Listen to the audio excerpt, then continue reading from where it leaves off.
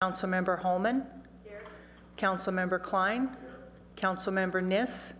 Here. Councilmember Price. Councilmember Scharf.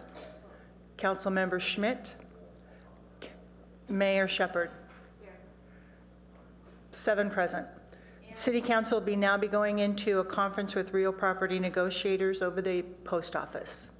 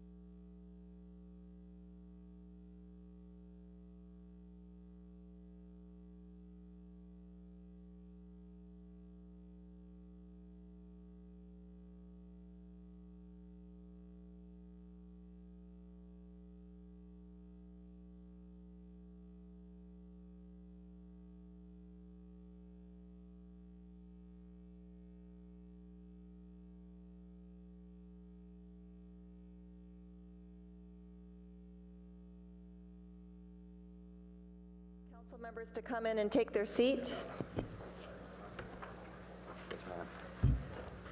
And to continue the meeting with special orders of the day. And this is a resolution of the City Council from Palo Alto expressing appreciation for Allison Williams on her retirement, and Councilmember Burt will be reading the proclamation.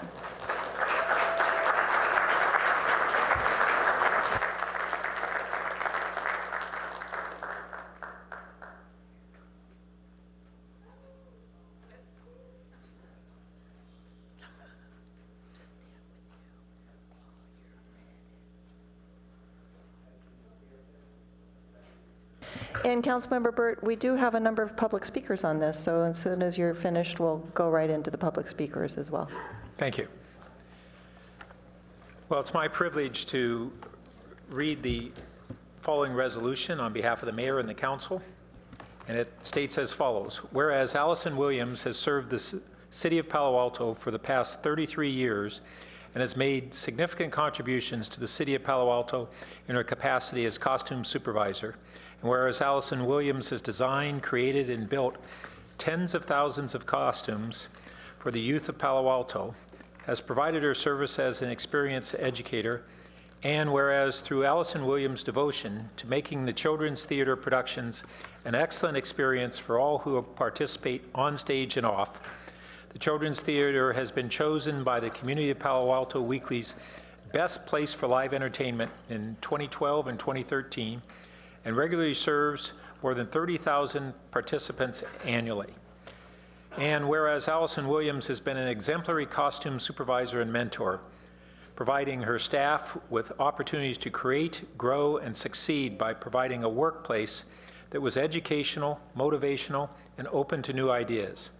And whereas Allison Williams is recognized by the community and parents of local youth for her professionalism, knowledge, and for providing the community with outstanding programs and services. And whereas Allison Williams, through her professionalism, wisdom, integrity, creativity, and humanity, has earned the high esteem of her City Palo Alto colleagues across departments and divisions. Now, therefore, be it resolved that the City Council of the City of Palo Alto hereby gratefully records its appreciation, as well as the appreciation of the cities of this community, for the outstanding public service rendered by Allison Williams, along with our best wishes for a rewarding and fulfilling life during retirement and volunteer service to the theater. Thank you.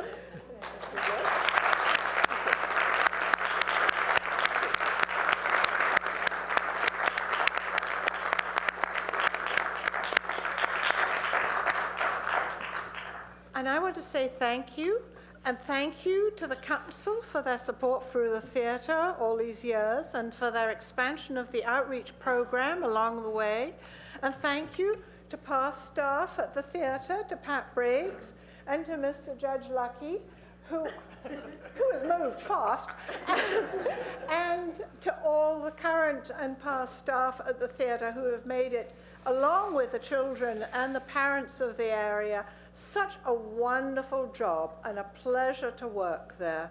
It has been just a wonderful experience to see them grow up, to see children who are nervous but will try out at their schools, be in a school play with us, and then come to our classes at the theatre and participate in the programs there.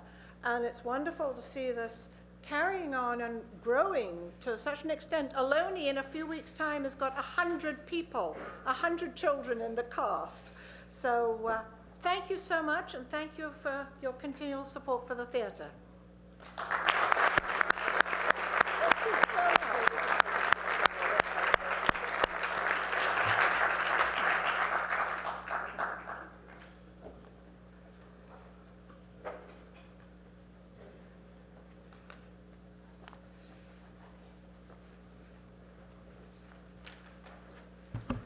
All right, now, Allison, we've got a number of people that would like to speak on behalf of you. And our first speaker will be Christina Stankovic, to be followed by Rebecca Krager, and you have 3 minutes.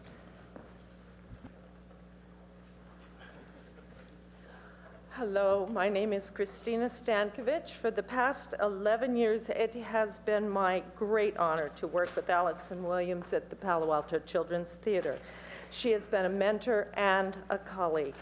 I continue to be inspired by her extraordinary dedication to her craft and the profession of costuming. Allison holds everyone in the shop to a high standard and creates a work environment in which it has been possible to grow and learn even after years of professional experience. She has touched the lives of thousands of Palo Alto children and helped support their growth as artists and better citizens.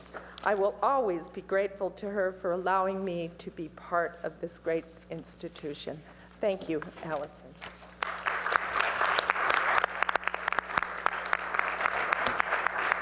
Thank you. And our next speaker is Rebecca Krager, to be followed by Dahlia Van Zool. Hi, I'm Rebecca.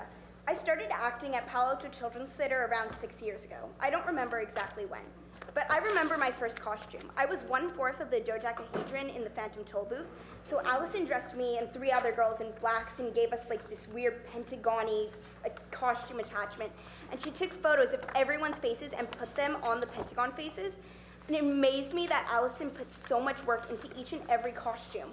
I mean, she had hundreds to do each year.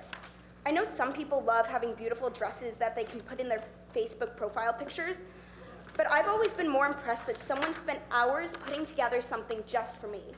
Honestly, when I first met her, I was scared of her, and now I'm not, and I'm really glad I'm not, because she's always there for me and all of the kids. She's the only person in the theater who really appreciates my puns. For example, one show, Allison was braiding everyone's hair, and then I went up to her and I called all the kids the Brady Bunch, and she was the only one who knew the reference. Another time, I needed to learn a British accent for a show, and then Allison went through every single line with me and helped me learn it, because she has a really great accent, obviously. And the theater's like my second home. Allison is that cool grandma that everybody looks up to.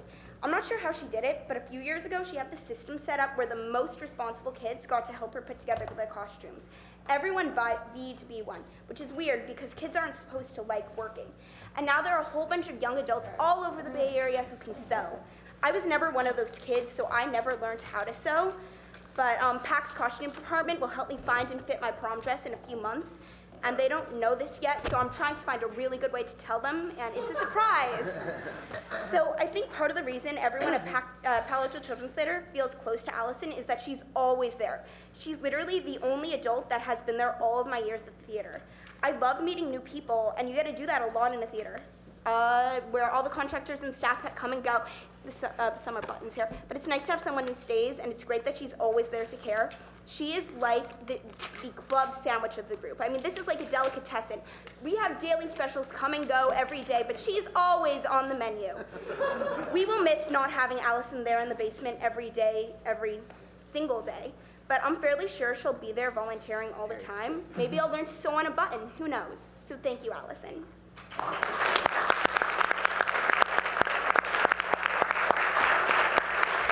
Thank you. And the next speaker will be Dahlia Van Zool, and to be followed by Jeremy Ehrman.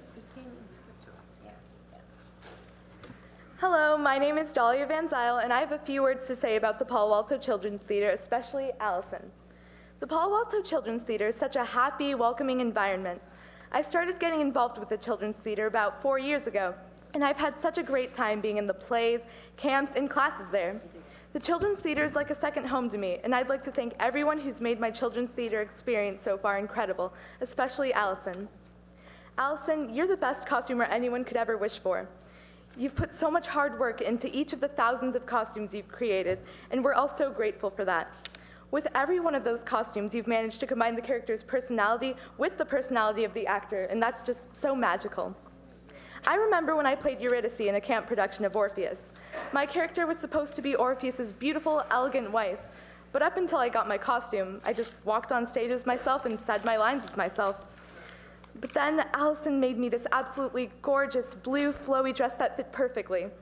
That made me feel beautiful. And for the remainder of the dress rehearsals and performances, I wasn't myself pretending to be the beautiful Eurydice. I was the beautiful Eurydice, and it felt amazing. That's just one of my fabulous experiences with Allison. Allison, thank you so much for your 30 years of hard work at the Children's Theater. We're extremely honored to have had you as our costumer. And for the City of Palo Alto, thank you for supporting the Children's Theater.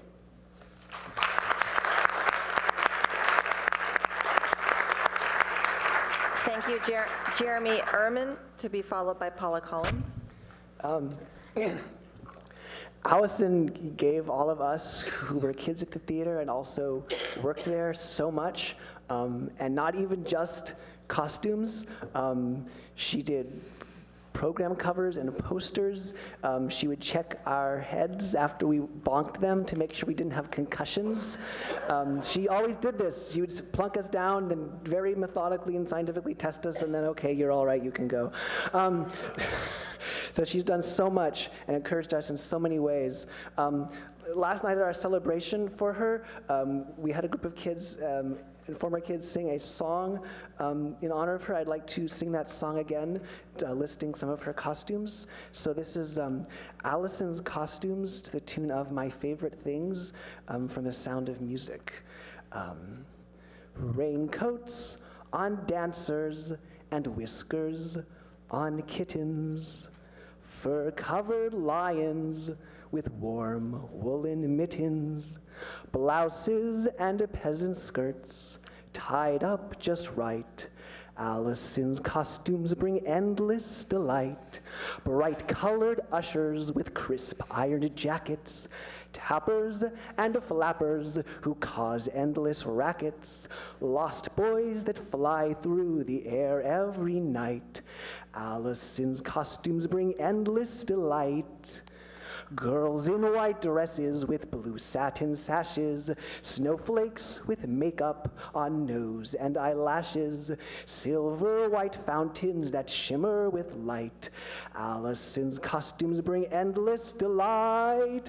I've seen dogs bite and some bees sting. There were kids inside who'll always remember with greatest delight each costume they've ever tried.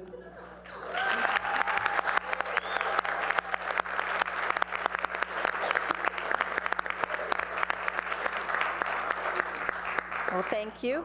Paula Collins, to be followed by Karen Hickey. I'm not going to sing.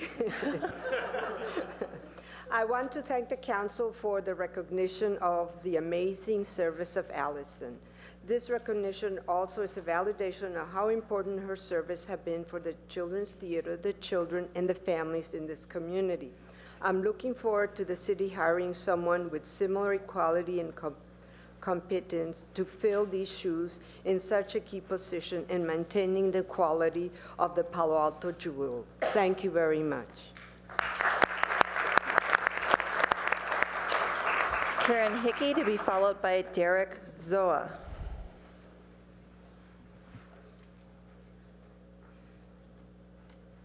Good evening. I'm Karen Ambrose Hickey. I'm a mom of a budding actress. I want to recognize Allison Williams in the Palo Alto Children's Theater. Allison's been incredibly valuable as a strategic planner, as well as the creative force and execution of an incredible treasure. She's able to plan ahead, organize ideas, and inspire her team and the kids. Kids become their characters due to the care and the detail that she puts in. She has an ability to find the perfect detail that makes it come alive for the child and for the audience. I'm fairly new to this theater business, but my 10-year-old, who is the little redhead up there in the slideshow and was quoted last night, said that she really feels her character when she gets in her costume, and she cries when she has to part with it. It's amazing to see the planning of what's been done and what's to be done. I photographed many of the outreach that you heard about earlier, and I'm always amazed which costumes show up again and again. Not only is she thinking ahead as to what's coming, but she's thinking of what she's done and what she can reuse. So I just want to say that I appreciate Allison and all she's done for Palo Alto and the extended community, which goes far beyond the boundaries of our city. Thank you very much.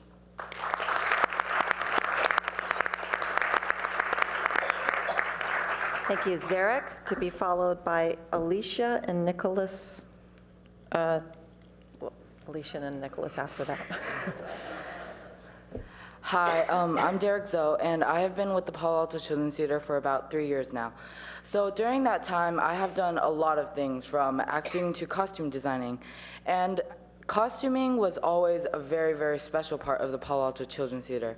Whenever I went down to the costume shop, I was always trembling with excitement because I loved seeing how my costume would turn out. And it always made me feel so good because I could finally complete my character. Allison's costumes are so fantastic, and they always make me feel so special because she designed it just for me, and it really completes my character. Thank you.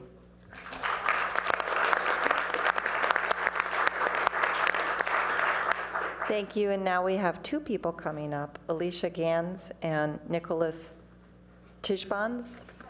Thank you, sir. Hello. My name is Nicholas Tachibana, and like Derek and many other people, I've been with the theater for about 3 years, and over my 3 years, I've done about 10 shows, and I always think about the shows with Allison because a character in a show is only who the actor portrays it to be, but then the costume takes it up to one more level. It kind of takes a character from the world of a child and what they can bring to the character to what the costumer can bring to show the kind of look and the feel of the character. And it's fun to think of how your fellow actors sometimes can be scared to go up on stage because their friends might know them, but then when they put on their costume, they're a whole new person. Thank you.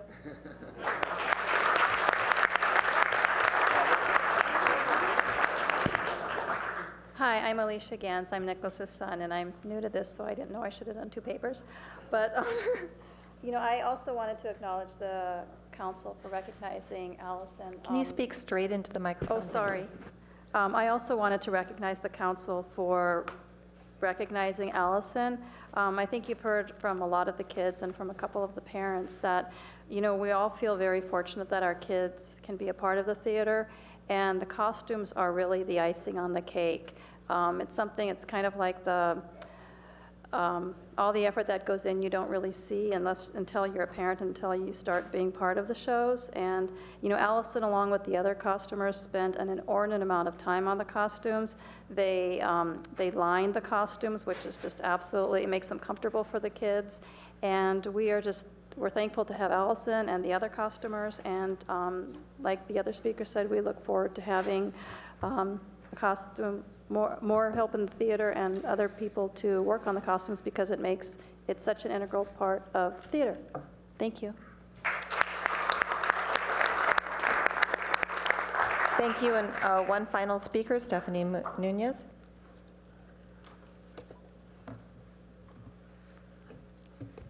You know me. You're the tops, you're the Coliseum, you're the tops. You're the Louvre Museum. You're a melody from a symphony by Strauss. You're a Shakespeare sonnet, a Bondel bonnet. You're Mickey Mouse. You're the tops. And thanks you very, very much. It's wonderful to have been associated with you and to know you. Bye-bye.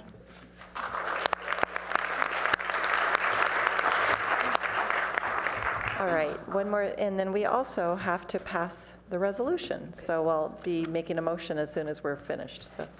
Just to wrap this up, this has been 24 hours of celebration for Allison Williams. We had a reception with about 60 people last night, and then having this is just a really wonderful way to send Allison into retirement and thank her for all her work. So on behalf of the Community Services Department, thank you.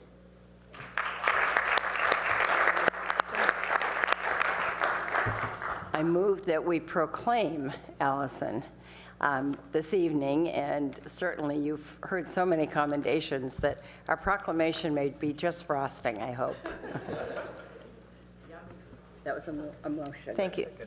Thank you. So we have a motion for the resolution, and from Vice Mayor Niss, and seconded by Councilmember Burt. And please vote on the board. And the motion carries.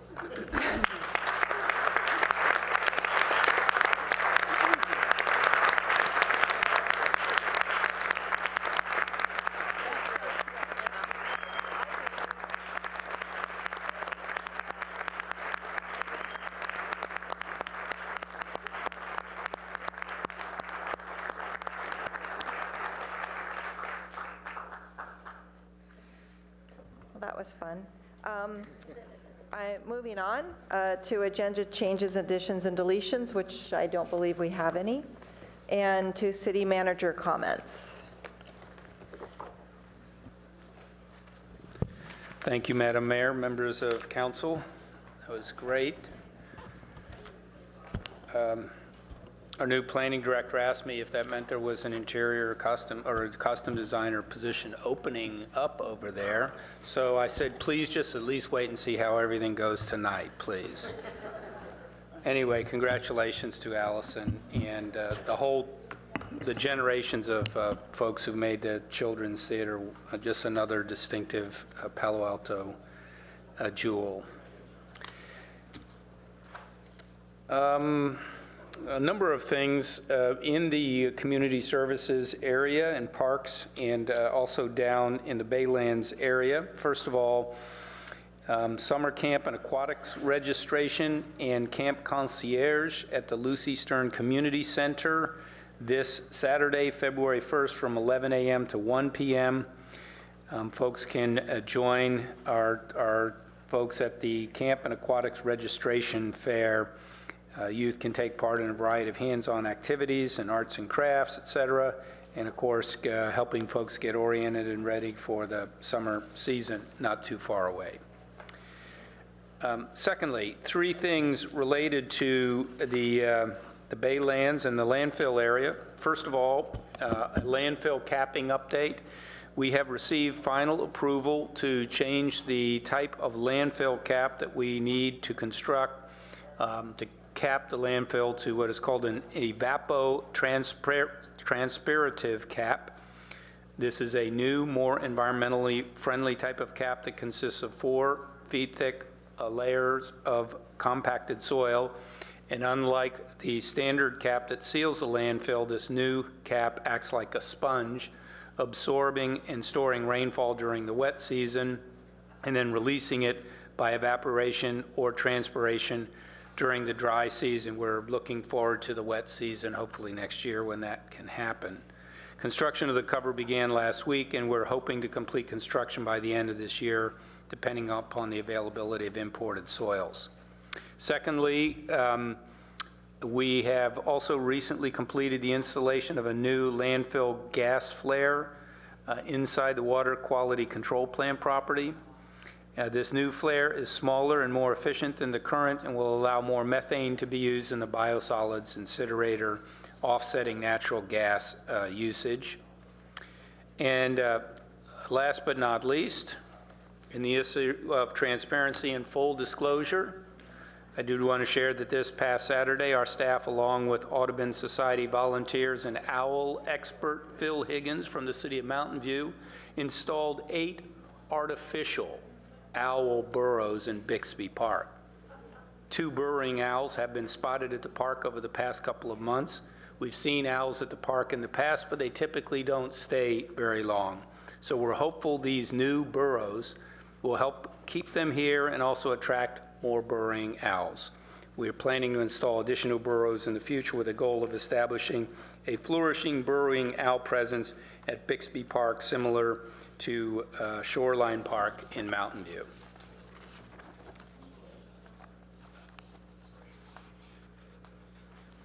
The chief planning official has approved the new configuration for the California Avenue Farmers Market and approved the amended conditional use permit will allow the market to continue operating on Sunday mornings along California Avenue and extend them down another block to Birch.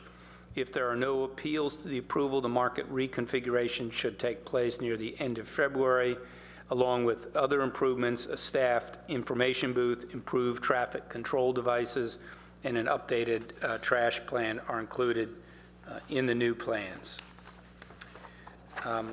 2 more items to report. First of all, as far as an upcoming report of some sort, we've gotten a lot of questions from council members, people in the community about the obvious lack of rainfall, the governor's drought announcement, drought condition announcement, and what that means for our city. So I think sometime within the next month, we'll get an information item or even a study session with the council to go through some of the factors in comparison to some other locations. Obviously, with Hetch Hetchy as our water supply, we're in some better near-term conditions than some other folks. But I do want to let you know that the city's hasn't adopted sort of a drought plan and strategies. I had a very in-depth briefing with our utilities staff today about the situation and the timetable in which we may see some unfolding conditions or next step if the drought continues. But in the meantime, utilities is already beginning to enclose in its utility bill announcements a number of conservation and water-wise recommendations. And I think that the council and the community will be heartened when we're able to bring you this report on both the state of the drought as it affects our city and what we can do going forward. So I'll work with the mayor on scheduling that. And then last but not least, this Saturday, February 1st, the annual council priority setting retreat will be held. It's scheduled to take place at the Ventura school location, which is home to our daycare centers and some in the park. That is at 3990 Ventura Court in Palo Alto. The meeting starts at 8:30 this Saturday with coffee, that sort of thing, and formally kicks off at 9 o'clock, scheduled to roughly go till 2. And this is a meeting where the council sets its annual priorities. We have a check-in report on the core values outreach that we'll be doing. I will be sharing with the council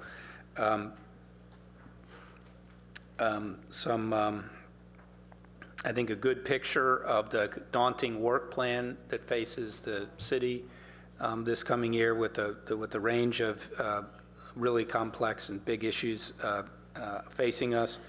And then there's certainly opportunities for the council to talk about how we can get that work done this next year. So again, 3990 Ventura Court is the address at the Ventura Center, and this Saturday, February 1st. And that's all I have to report. Thank you. Do we have any council member questions, comments, or announcements? Councilmember Price? Yes, thank you. Several of us attended the 150th anniversary of Caltrain. We boarded the train in Palo Alto. There was a brief ceremony at that spot and took the train to Santa Clara, where there were a lot of other festivities going on. It was great. Secondly, I attended the Pencil In event January 24th at the Palo Alto Art Center. It was a terrific opening. I encourage everyone to see various exhibits which display the use of graphite in various forms, everything from sculpture to various types of illustrations. And I was able to draw on the wall, and I made a pin at the event. And I really hope everyone goes to this exhibit. It's terrific, and it was a lot of fun. And I want to praise everyone who made it such a great success. Councilmember Burt? Yes, I wanted to give some updates on the, principally the San Francisco Creek flood control initiatives. First, we have moved closer to resolving our remaining issues around both funding and permitting for the 101 to the Bay project that we've already commenced on the utilities construction, and we are hoping by late spring, early summer to commence the construction of the balance of the project. We still have a funding gap between the different participating agencies, and we have hurdles on 2 different environmental regulatory agencies. So this is getting down to the wire in terms of being able to get construction started this summer so that it can have an impact for the coming year.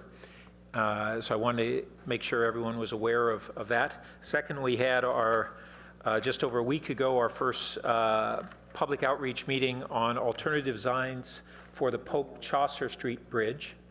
And we have a next meeting on that at the same location, which is at the East Palo Alto Academy, actually located in Menlo Park, on January 29th at 6:30 p.m. And the public's encouraged to come and give their input and learn about the various alternatives being studied. And then Councilmember Klein and I participated, sat in on the first San Francisco Creek Subbasin groundwater meeting, which is an informal collaboration of people from a whole variety of different agencies throughout the peninsula on examining the future of groundwater use on the peninsula and sustainable groundwater use. And finally, connected with that, there is a Silicon Valley Sustainable Landscape Summit scheduled for Monday, March 24th, 2014, and wanted to make sure people had the opportunity to put that on their calendars as we're moving into this drought conditions. A lot of these water issues that have been with us a long while will become much more acute this year. Thank you. Thank you. Councilmember Berman. I wanted to quickly plug one of the efforts that City Manager Keene mentioned in his remarks, which is the core values kind of community conversation that we're going to be kicking off with the community, kind of starting at the retreat and moving on for the next year or two. And the way you can, what we want everybody to do is participate and let us know what you guys think. And so what you can do is go to the city website, which is cityofpaloalto.org. Scroll down to the kind of bottom left side of the homepage, and there's a link that says Open City Hall. And if you click that and then follow the prompts, you'll see how you can let us know what you think. And the question is, what core values do you believe the City Council should use to guide them in their decisions on behalf of the community? And I went on the website earlier today, and there are already over 100 comments, and I glanced at about 10 of them. I'm definitely going to read all of them before the retreat on Saturday, and they're really good, really helpful, and help us to understand, what folks in the community think, and get different perspectives from people as to what values they think best represent Palo Alto. So cityofpaloalto.org, and scroll down to the Open City Hall core values link, and I hope everyone at home, in the audience, on the radio, everywhere gets a chance to participate. Thanks. Okay, and I want to report out that I went to the Northern California Power Agency's Strategic Initiatives Conference in Sacramento last week. This is where there's an overview of the Public Power Joint Action Agency, of which Palo Alto is a founding member. That's what the agency is for. The speakers included Chairman of the California Public Utility Commission, Michael Peavy, the Chairman of the California Energy Commission, Robert Weissenmiller, a Commissioner from the Federal Energy Regulatory Commission, the Senior VP from San Diego Gas and Electric, the President of a rates consulting firm, Assembly Member Stephen Bradford, and the State Treasurer Bill Lockyer. Insights were provided on upcoming agency agendas, which will include efforts to improve grid reliability, reduce greenhouse gases, and manage customer cost impact. They also reported out on hydro. A hydro condition update was provided, and it can be summed up in one word: dry. We've already had that conversation tonight. And 2013 is the driest year in recorded history, and there will be impacts on both hydro and thermal generation in the coming fiscal year if we don't have reservoirs full up over the next 2 or to 3 months. And Folsom Lake is down at such deep levels right now that it's exposed one of the old gold mining towns, and everybody's coming out to hike down there now, and it's at 8% capacity. And so this is being taken very seriously. They make the connection between water and power, and that is a big connection for the city, for the state of California, and for our resources for electricity. So if there's no more council member input, we'll go to oral communication. This is where members of the public can speak on any item that is not on our agenda tonight, and for 3 minutes. And we have one speaker, and that is Stephanie Munoz.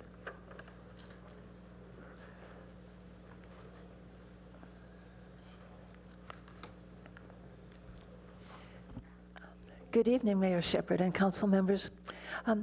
You know, the poet Robert Burns said, "Oh, would that God the giftie gie us, to see ourselves as others see us." Well, I think we're going to look at that at this meeting in Ventura. I think you'll feel that there's a shortfall in what's been called noblesse oblige, the feeling that the people who are well endowed, who are a little bit more intelligent, a little bit more energetic, a little bit more fortunate, have some sort of obligation to the less fortunate. However, and I think that we've reached the nadir when the city manager can say that we don't have enough money to buy the land for an extremely popular senior low-income residence project. However, before we go into the thing that the core values that will be very well looked into on Saturday, let's take just a second to look at the towns around us, because they are doing now what Palo Alto did 50 years ago, which is build up industry without any housing for the workers. Now, these workers have helped build the prosperity. They haven't just been lying around playing the guitar and smoking. They've been working.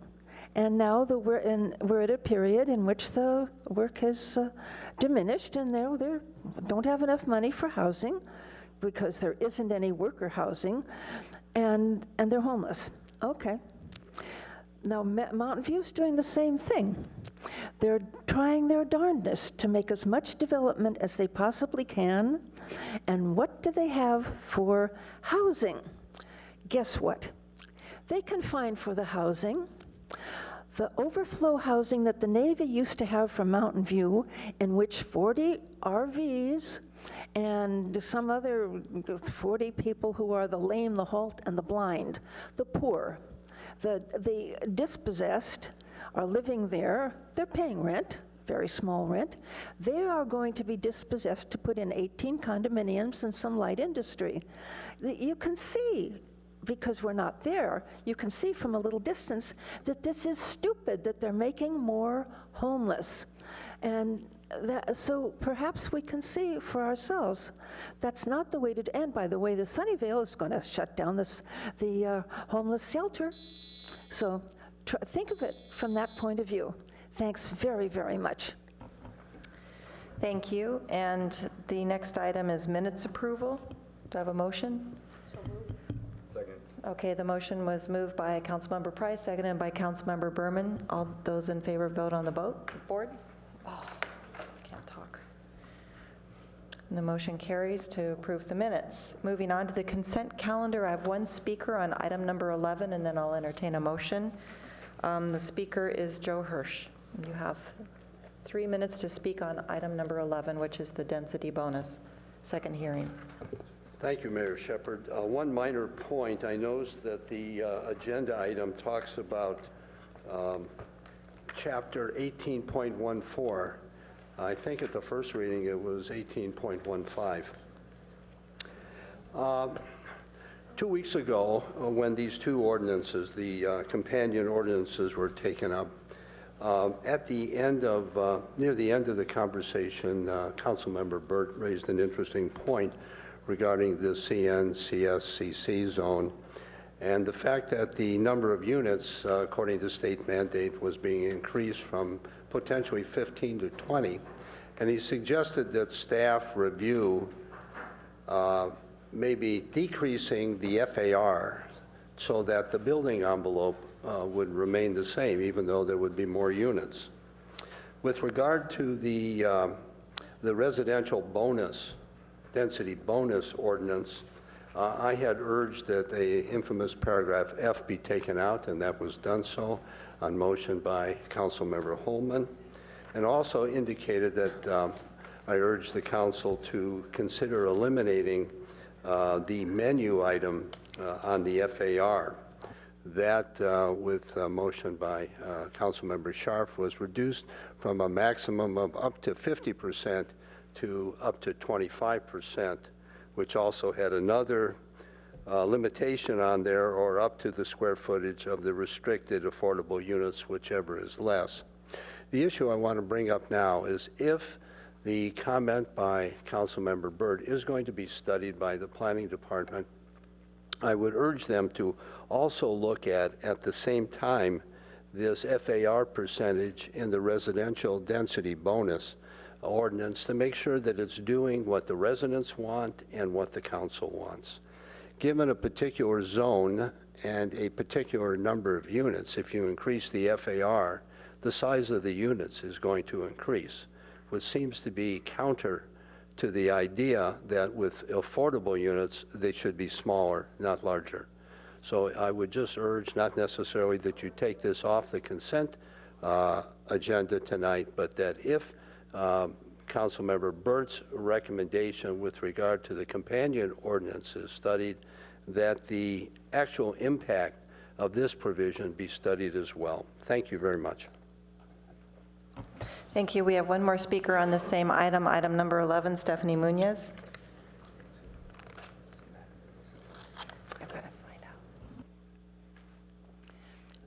Thank you. I'd like to follow up on Mr. Hirsch's comment about affordable units and size of the units, and suggest to you that I agree emphatically that the size of the affordable units should be smaller, because you could have more people out of the rain, and they're not demanding large houses. They aren't going to entertain. They aren't even going to cook much. But I would like you to examine the possibility that some of these lower income units do not have cars. If you could restrict some complex, like one over on Climo Avenue, say, if you could restrict some complex to low-income people who do not have cars, that would remove really the sore point, the sticking point for a lot of the objection to the low-income housing. And there is some objection to low-income housing, especially in the density. Not the fact that there's low-income housing per se, but the fact that low-income housing necessarily involves greater density because more people have to share the cost of the land, the cost of the roof, and the cost of, in order to make it affordable. But if you could get rid of the cars, the commuting cars at least. For instance, if you had an elderly senior citizen complex of people who did not have cars, yes, there would be cars coming to them to deliver services, certainly, but they would never be coming at commuter hours, and they would solve a great deal of problem. As for the density bonus, all I can figure out is the mayor, the office of mayor and vice mayor have been rewarding people who have worked in the fields and ought to have the honor. But Liz Niss has already been mayor twice. So why did we elect, not we, but why was Liz Niss unanimously appointed? It was because she is used to getting things done, which is very important at this point. We need, at this moment, Liz Niss to stand up to the state of California and the ABAG and say, you've got to stop this idea of a density bonus. Density is the enemy. You can do low-income housing, yes, and you can do no parking, yes. You have got to get rid of density for the sake of density, and having it be density bonus in the form of concessions, in the form of taking over other people's parking, is just absolutely heretical. Go for it, Liz, if you please. Thank you. Okay, thank you. And the city clerk, you wanted to make a comment on one of these items? I just wanted to put into the record that the title on the agenda, Mr. Hirsch is correct. It should be section 18.15, which is the ordinance within the packet correctly reflects. Right, the ordinance is correct in the packet. Okay. There are no more speakers, so do I have a motion on the consent calendar? Excuse me, could City Clerk clarify which item number that is? Item number 11. The one they were just speaking to, item 11. Do I have a motion on the consent calendar? Second. Moved by Councilmember Price, seconded by Councilmember Berman. All those in favor on the board, vote on the board? I'm sorry. Councilmember Klein has his light on. Yes, I just want to announce that I'm voting no on items 10 and 11. Thank you. Let's go ahead and vote on the board on the consent calendar.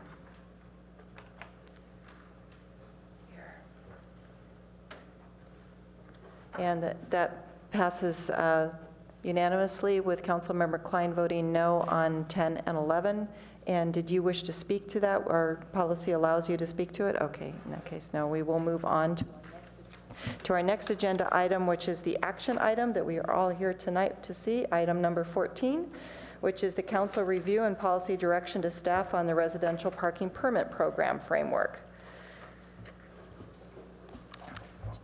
So I would like to, is staff ready for the presentation? We are. We are. Thank you. Good evening, Mayor Shepherd, council members. I'm Hillary Gittleman, the city's planning director, and I'm joined by Jessica Sullivan, our parking manager. And in the audience this evening are Aaron and Jaime from our staff to help out if needed. Tonight's presentation is about the residential permit parking proposal, which we could have called many things. We could have called it the neighborhood permit parking proposal, but there it is. And I wanted to first make the point that this item was originally scheduled in December, and the world has turned a little bit since December. We've all gotten a month older, a month wiser. We've heard some community input along the way, and I think you'll find in our presentation this evening, our thoughts have progressed since the staff report was written last December. We'll do our best to explain that to you as we go along. So tonight, first, we'd like to walk you through the residential permit parking framework, talk about the input we've received in the last month, give you our recommendations about next steps, and also review some coming attractions, again, many of which were not organized, at least in this form, when this item first appeared on your agenda in December. First, I should explain why we're here talking about a conceptual citywide framework for residential permit parking. First, I think it's because we want to establish consistent criteria and procedures for the establishment of residential permit parking districts, so we don't have to rethink this animal every time we want to address neighborhood intrusions from non-residential sources. Second, we want to be able to prioritize proposals for residential permit parking districts, and if we have one overarching framework, we think that we'll be able to do that. And third, we wanted to find a way for the council as a whole and the staff who may be conflicted out of decisions regarding their specific neighborhoods, the neighborhoods they live in, to weigh in on some of the overarching policy issues associated with this issue, which is of so much interest to the community. In the last month, I think we've learned that there's a lot of commonality in opinions about a number of aspects of residential permit parking. The first thing, I think, is everyone agrees that residential permit parking is just part of the puzzle.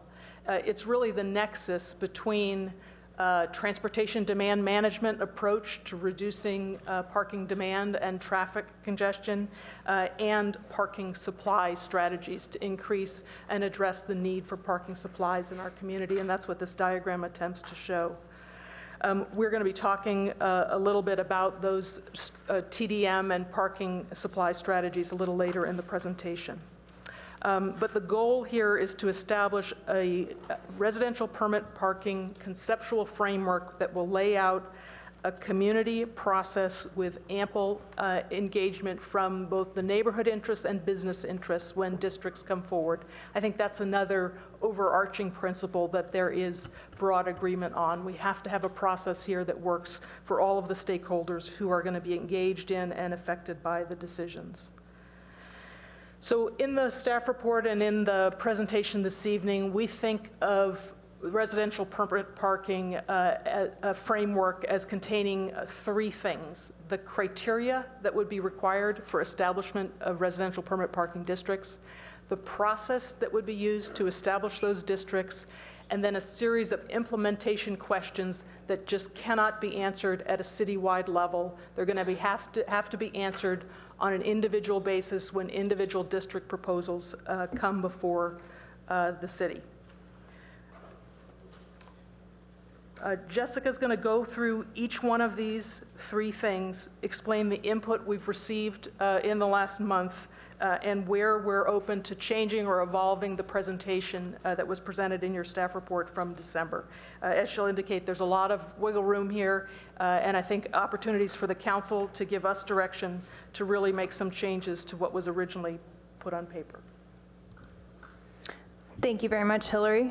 So as Hillary mentioned, I'm going to highlight the proposed criteria that we're proposing for the establishment of an RPP district. The first one is maybe a little self-evident, that we identify a source of non-resident parking intrusion into the potential RPP district. And we think this is an important distinction. We know there are certain places in the city where you might have residents from one neighborhood parking in an adjacent neighborhood, and for the purposes of establishing an RPP district, that would not be considered a trigger as part of this framework. The second item, or the second criteria, would be the average occupancy on the streets, which is necessary to trigger an RPP district. So as part of the framework, we propose that 75% occupancy be used. This is certainly something that we're open to feedback on, and we have received feedback from the community that potentially a slightly lower threshold might be used. As a point of reference, Berkeley uses 75%, San Francisco uses 80%, San Mateo uses 60%, so it's a little bit all over the board. And then the third item, the third criteria we're looking at is the level of support we need from the neighborhood residents. We are proposing that we need 70% support, which is the supermajority. We have received a lot of feedback from the community that potentially this should be a little bit lower, 51%, such as the College Park, the College Terrace RPP district. So this slide attempts to capture in one slide our proposed 5-step process. And we did receive a lot of feedback from the residents that perhaps the process as we've outlined it here could be simplified a little bit. We're certainly open to that discussion. But I'll go through the 5 steps as we propose them here. So the first one is that basically the neighborhood residents of a potential district self-organize themselves, come to city staff with a proposal that their neighborhood become an RPP district. The city will then receive that request and provide a standard petition form, which would be then given to the residents. City staff would also request at that stage that the residents contact the source or the perceived source of the parking intrusion into the neighborhood. So we think that's an important step to make sure we include. So assuming that the petition receives a 51% support, then we would move to step 2, which is the data collection and analysis portion. So this is where the city staff would conduct an occupancy analysis of the impacted streets. And determine, what level of parking intrusion exists in the neighborhood. The other thing the city would do at this juncture would be to generate a survey, which would go to the neighborhood residents. And similar to the Crescent Park no overnight parking program, we're suggesting that a 70% supermajority be returned here. And again, we're proposing the 75% occupancy threshold. The third step then, assuming that the district achieve the thresholds we needed in step 2, would be the community outreach meeting and then subsequent Planning and Transportation Commission review of the proposal. So community outreach meeting would be coordinated by city staff, include the residents of the impacted area as well as adjacent neighborhoods, and then also the source of the parking intrusion. And the purpose of that step would be to outline the timeline of implementation of the RPP district, discuss things like permit costs, and also present the results of the occupancy studies.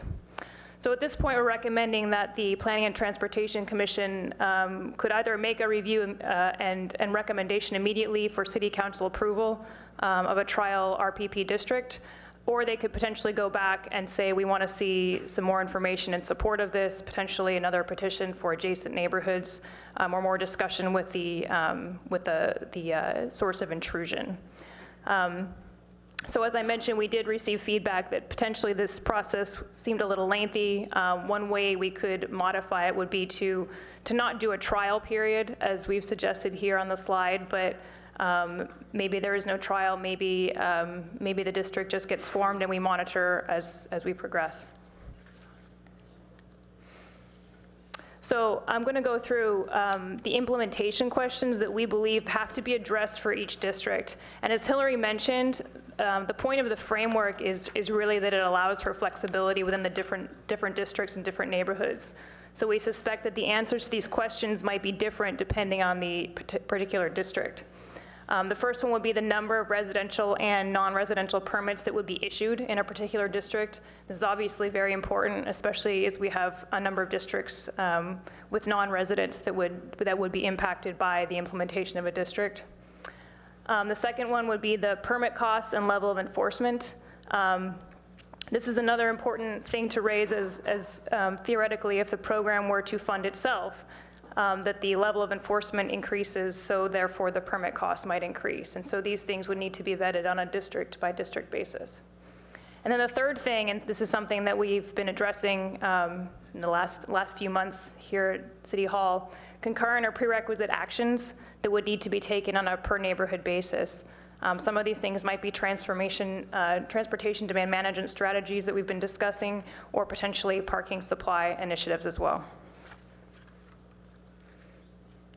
So as Hillary mentioned, we received and continue to receive a huge amount of public input on this process, and so we wanted to just highlight some of the things that we received. Resident-generated data analysis. We have a number of wonderfully interested residents, and we have collected a lot of data. So there's a proposal that this data be incorporated into the RPP framework process for district development. There's been a lot of desire for a simpler process, simpler than what I discussed, with just a block-by-block opt-in and then a 50% plus one majority vote to make a block an RPP district. The necessity for predicate actions, so this would be, again, the increase in parking supply and then transportation demand management programs. And then finally, a lot of expressions of a desire for a really solid implementation timeline. And we have researched and reviewed RPP programs in a number of other cities that are listed here on the slide, as well as Mill Valley and Menlo Park. So if council has any questions about those programs, we'll be happy to answer those. And now I will pass this back to Hillary to talk about our coming attractions.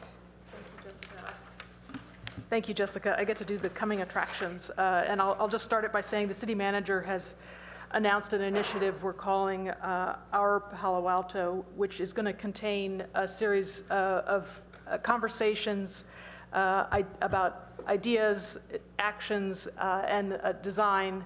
And the actions piece of this is particularly relevant this evening because some of those actions directly relate to parking supply and transportation demand management. Frankly, one of those actions is RPP. So I wanted to give you a quick highlight of what's coming towards you on the transportation demand management side and what's coming towards you, a future council agenda on the parking side. In terms of transportation demand management, we will be bringing these strategies forward. This is in response to a council colleagues memo that requested a study session and then a staff recommendation on a Transportation Management Authority. We'll be bringing that forward on February 24th is the current schedule, and that item is expected to include a recommendation to take the first steps towards establishment of a Transportation Management Authority, and also to include a discussion of dramatically expanding the city's shuttle service, which would be kind of the foundational piece of a larger strategy to try and get people out of their cars and reduce parking demand in that way. And then the council is aware of other initiatives related to improved bike infrastructure. There'll be action items coming forward with regard to implementation of the bike plan. We'll also be making suggestions related to car share, ride share, and other aspects of this program. On parking supply strategies, our intention right now is to come to the council on February the 10th with this series of parking supply initiatives, which are listed on this slide. They include a contract with a parking attendant company, so this is like a valet service. It's a trial program for one of our parking lots. We're going to be recommending taking the first steps towards construction of the garage that rose to the surface in a study of downtown parking lots and options for garage construction. We're going to be recommending moving forward to solicit interest in public-private partnerships to expand parking supplies in downtown and along California Avenue. Again, by utilizing the city parking lots that we own. We're going to be talking about a proposal for satellite parking outside of downtown with free shuttle service to downtown. Also, garage technology solutions that will allow us to manage existing permits more effectively and also collect and display real-time data on garage occupancies and basically direct people to where the spaces are available. It'll give us a much lower tolerance and ability to issue many more permits because we'll be able to show people where the spaces are located. And then also, last but certainly not least, a suggestion to initiate planning and coordination with other partners regarding expanded transit center with parking supply and urban lane. And that whole host of parking supply recommendations, as I indicated, will be coming to you on February the 10th.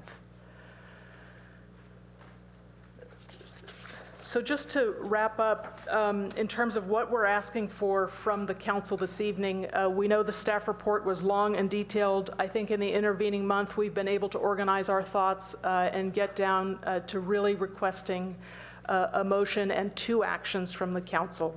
One is to direct staff to prepare a draft ordinance that provides a process and criteria for establishing a citywide framework. The ordinance would basically set the processing criteria for the establishment of individual districts. It would be developed based on the input and direction we received this evening. And then we would disseminate the draft for public review and comment. The second thing we're asking for is that concurrently you direct staff to convene a stakeholder group of residents and businesses to develop a draft implementation strategy and timeline for the first RPP district. It's important to note that we are not indicating here what the first priority would be.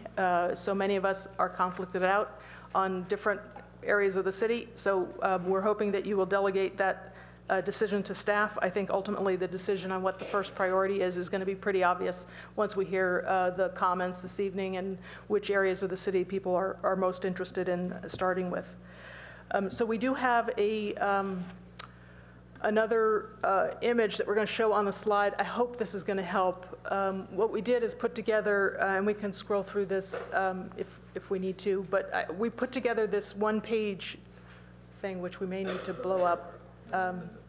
And it's really, it takes those 2 requests that I just articulated. So in the 2 shaded boxes, you'll see exactly the recommendation and requests that I just articulated.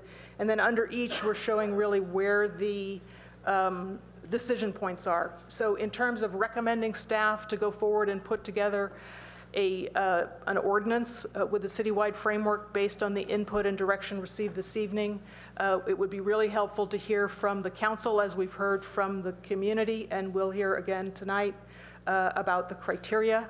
That means the need for this non-residential intrusion before an RPP is justified, the need for some minimum threshold of occupancy on the neighborhood streets.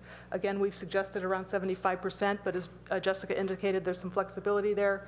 And then the final criteria, the neighborhood support. And again, we requested a pretty high threshold. I think almost all the comments we've received said we were being too aggressive, that something more like 51% would be appropriate.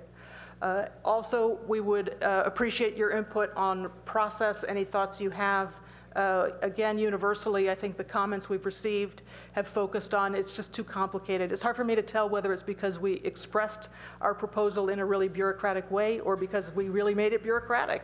But I hope we'll hear from you on that. Also, any thoughts you have on the idea of the predicate actions, you know, the prerequisites and how we'll work through that. Although that is really something we put in the second recommendation that we're asking for your concurrence to convene the stakeholder group for the first district. And it's that stakeholder group we really think that will roll up their sleeves, talk specifics, figure out for that particular priority area, what are the predicate actions, how are the permits going to be distributed, how many residential permits, how many non-residential or business employee permits, and the like. So I hope that's helpful. It was just another way to present the information. Now, of course, we're eager to hear from comments from the public and from the council. I would just request maybe after the public comment, if we could have an opportunity to respond to any questions or comments that we feel need a response immediately. Thank you. Okay, thank you. And I know you have been working with the public and the businesses already, which has been given you some good, rich experience for us to take a look at for tonight, and you've incorporated some of this into your comments already. We do have a stack of cards. Typically, we do 3 minutes for the oral communication on this, but we're going to take it down to 2 minutes this time so that we can get through most of this within an hour. And also, afterwards, I was thinking we could take a 5-minute break, and then staff does want to come back, and that way they can collect themselves and respond to some of the comments that are made from the public. So at this point, our first speaker will be, and I think the clerk has them listed up here, so if you could queue up so that we could have time in between speakers to be limited. The first speaker will be Chop Keenan, to be followed by Mike Fullen. Good evening, Chop Keenan, 700 Emerson. So I'm going to speak to the RPP generically, but of course, I'm thinking more in terms of the downtown, greater downtown. We have been working over the last couple of months with neighbors from Professorville and North, Palo Alto North.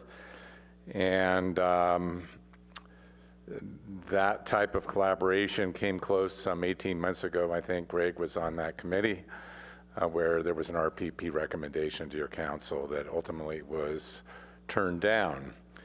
I would say in hindsight, the problem was that it was sort of a bottoms-up effort organically with neighbors and stakeholders with a top-down proposal, and would recommend that that not be the case this time. It needs to be organic and bubble up from the bottom, and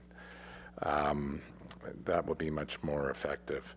RPP is a piece of the parking puzzle. The predicate acts, staff did a good job. Robust TDM, more supply, smart parking meters, first 2 hours free, that'll drive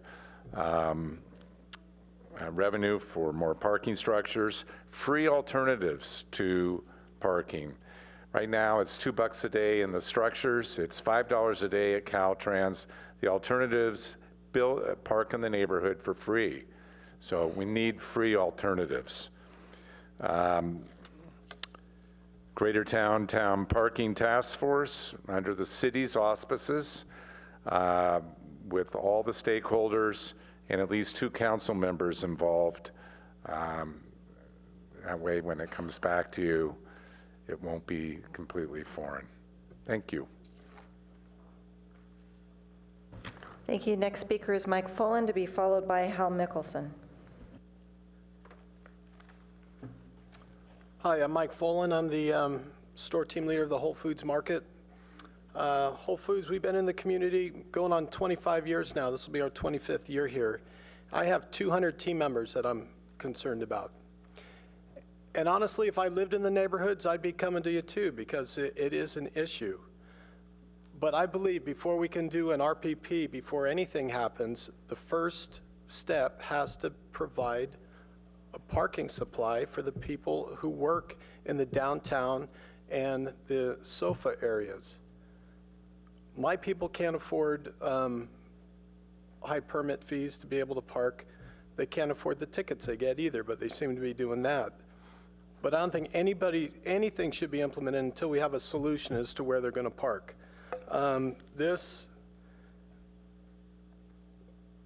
This whole presentation sounds like the RPP, it's coming, which is fine. But it's also mentioned, non-residential intrusion was mentioned over and over again. I would say non-residential and, I would say residential and employee, give them permits, and the Caltrain people, the Stanford people, exclude them from, so you have some kind of basis as to what our need really is. Because right now, I really don't see how you can decide what in fact the need is. Thank you. Thank you. The next speaker, Hal Mickelson, to be followed by John Garcia. I'm Hal Mickelson. I'm a resident of the Green Meadow neighborhood. I'm speaking tonight for the Chamber of Commerce. The Chamber surely supports everything that has been said about a three-prong approach, supply and traffic demand management that relies more on carrots than on sticks. The critical point to be made in 2 minutes, as the city staff report says, any RPP framework must acknowledge that existing businesses and employees rely on street parking to supplement available lots and garages.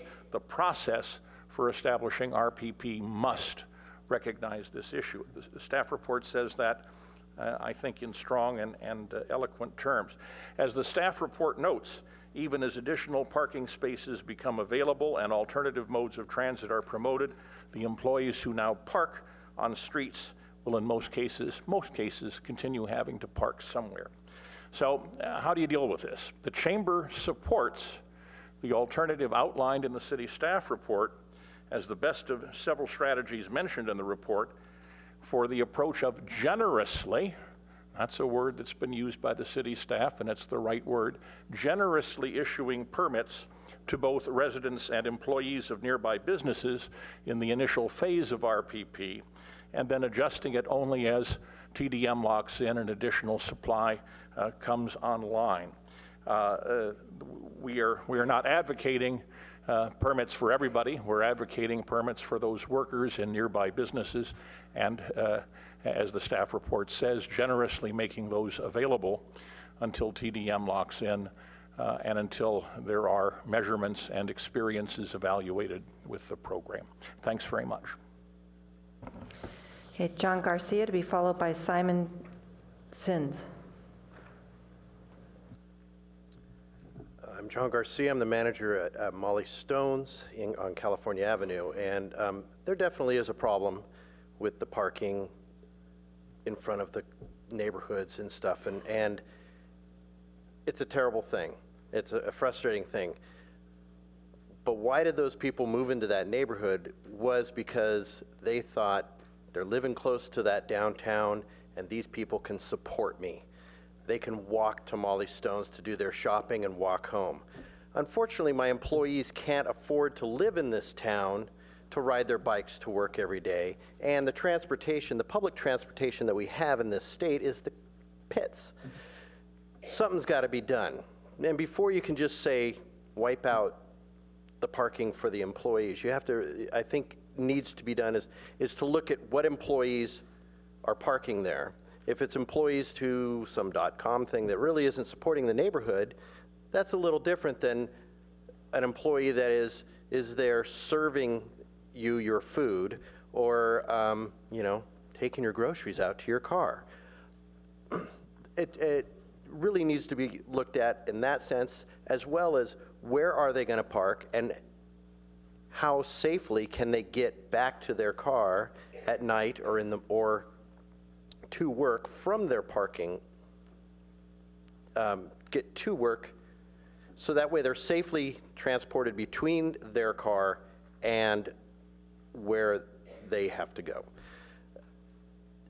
There needs to be a lot more looked at as to where they can park, because they're going to park, because there is not a very good alternative right now to that it was working for people that are living in Vacaville or in Tracy that happen to work at my store. Thank you. The next speaker is Simon Sins, to be followed by William Hanley.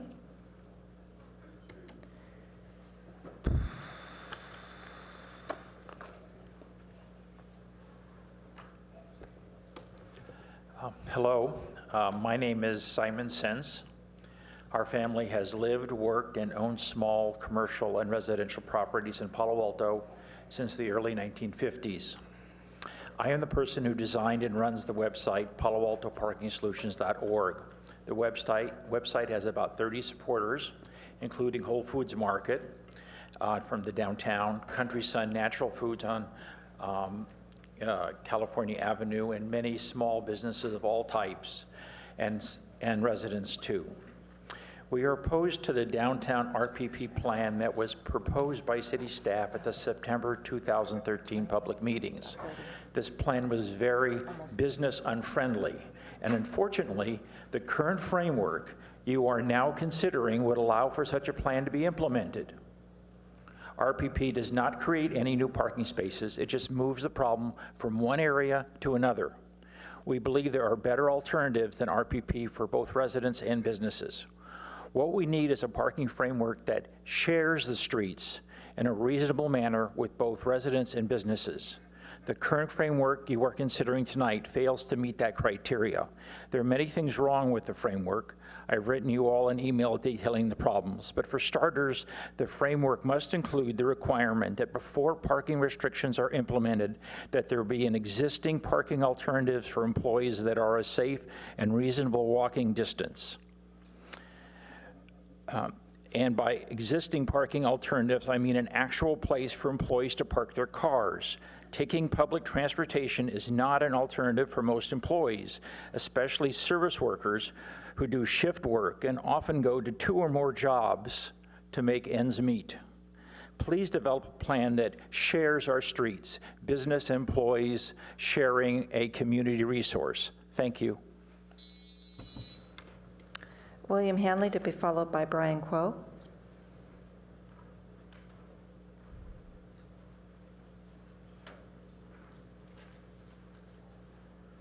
Hello, I'm William Hanley, and I have a business in Palo Alto. I believe that the RPP program is not a workable program, and I'd like to support the TSPS program. I don't know if anyone's read that.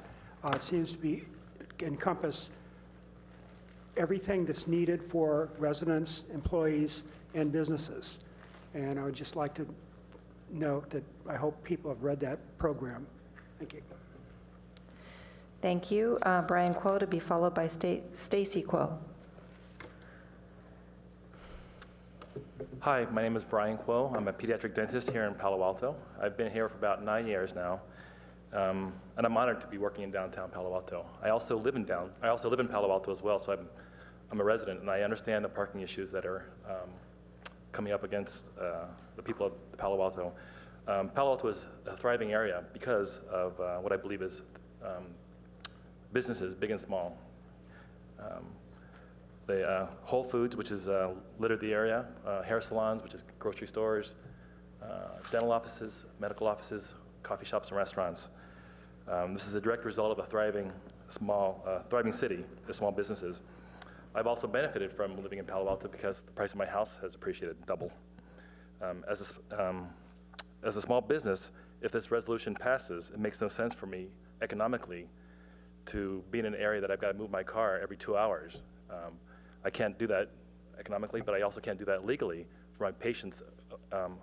In my mind, having a 2-hour block of window to perform surgery on my patients does not make sense. I don't have an answer, but passing this resolution will chase businesses away and create possibly a ghost town. Thank you. Thank you. Stacy Kuo to be followed by Rob Fisher. Hi, I'm Stacy Quill. I'm an orthodontist at 965 High Street, and we are in the 94301 zip code. And this year we're celebrating our 20th year of serving the community. And we feel very fortunate to serve the community. Actually, most of our patients are in the 94301, 94303 zip code. And there's some things that would hinder our ability to provide care to our community. And there's some features of the RPP program that would make it difficult. It's been mentioned having to move your car every 2 hours. In healthcare, it's really not possible because it's a breach of care, leaving a patient in an open-ended procedure. And then from the point of view from my staff, I employ 10 women, and they come all the way from Half Moon Bay to Gilroy. And for those people, public transportation is not an option. Currently, as it is, some days we finish at 6:45, 7. And when it's daylight savings time, we have a buddy system where 2 women walk to their car together because some of the streets are not well lit. So pushing parking availability even farther makes it even more of a hardship and a safety issue for my staff. Thank you. Rob Fisher to be followed by Riza Rihai. Hi, my name's Rob Fisher. I've been in Palo Alto doing business for the last 26 years. I employ about 180 people. I have to say I'm actually kind of shocked at the presentation tonight from the city because I thought this was something that was under review, and it appears that it's in progress. I think that part of what we need to do is we need to look at a bigger solution. And one of them is when we have new buildings going up that we need to stop doing this in lieu parking fee. And I think that you need to mandate that if a developer is going to come in, that they provide parking for the people in that building. And they have the perfect opportunity when they're going from the ground up. And why we don't enforce that, yet we turn around and we say, well, we have a parking problem. We have to do something that's proactive and not just look the other way because it's a developer, it's someone we need, someone, oh, well, we should have this person here. It's like, it doesn't work. And we're pushing the parking for everybody, not just my employees, Whole Foods employees, orthodontists. We're pushing all employees out of the city. And I think someone said it. We're going to have a problem trying to staff people for our businesses. And what's going to happen then to the city? What's going to happen to what we've built here? And I say we have all done this as a community. And I feel like I'm part of this community, as do all the people in this room. And I think that we really need to look at a bigger solution. And we're looking at, I don't know, some of these things may be short term, but anyway, I know my time's up. Thank you. Thank you. Riza Rihai to be followed by Gary Lane.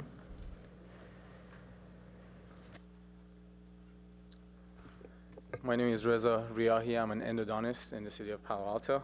I've been here since 2008, but it's the last 2 years I have my own private practice in Channing and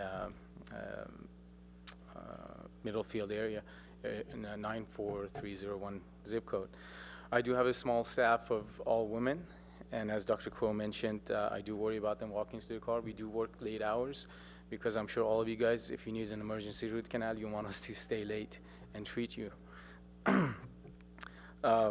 Just to paint a picture, if I had to, or my staff had to leave every 2 hours to move their car, you would be in the middle of a surgery where I have the tissue open, and my staff would be nudging at me that they have to move their car, and we have to figure out somebody to go move their car. It's next to impossible to try to do something like that in a healthcare environment. I would like to impress on you, the devastating effect this would have on a staff. We usually finish very late, as it was mentioned before, so at night it's dark. If they have to particularly go park in a different zone than where we are at, they're going to be walking streets from where we are at. It's very dangerous. I was shocked, as well as others have said, at how far along this has gone, especially with the threshold of the neighborhood support being only 51%. I do practice here. I have a long-term lease, and I want to stay here in the Palo Alto, and I'm absolutely against this, and it would really hurt my practice, and my staff would. Thank you. Thank you. Gary Lane, to be followed by Ben Sins. Your Honor and the Council, it's a pleasure to be here tonight. I'm Dr. Gary Lane. I'm a prosthodontist. In 1978, I started my prosthodontic practice at 850 Middlefield Road. In those days, we still had general stores in the corridor. Imagine that. I could park within 1 minute of my office very conveniently, and we still do that to this day, so we allow our patients to park in the lot because it's so small. So we park out on the street for our patients. Much to my dismay, as I've seen over the years as I'm walking to the office, there's just no parking for me on the street either. And I noticed that I wonder how many multiple families are living in some of these apartment units, which I think should be addressed as well. Second point, somebody mentioned California. I'm an intruder because I go down there and I shop. I use Keeble and Shuckett. I just wonder what their businesses are going to be like when the intruders like us who bring business to those areas are no longer allowed to park down there without penalty. And finally, third, if instituted, I cannot imagine the disruption of my practice, as my other colleagues have mentioned, let alone for my personnel who do not live in the area, nor can they afford to. My personnel are in at 7:30 in the morning and they're out at 4:30. I'm staying a little bit later. And let's not forget that the patients that come to our offices for our services also utilize the services within this community. So I think you're really shooting yourself in the foot by instituting this procedure. Thank you.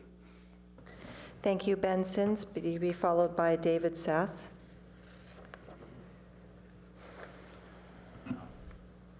Good evening, Mayor Shepherd, council members.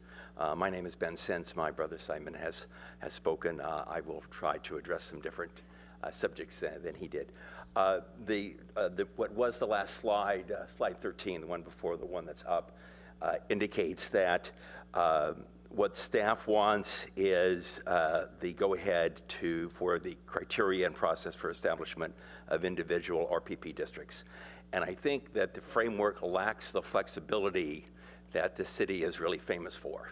I think that going down one route without addressing other alternatives is going to not solve the problem and, I believe, create more problems.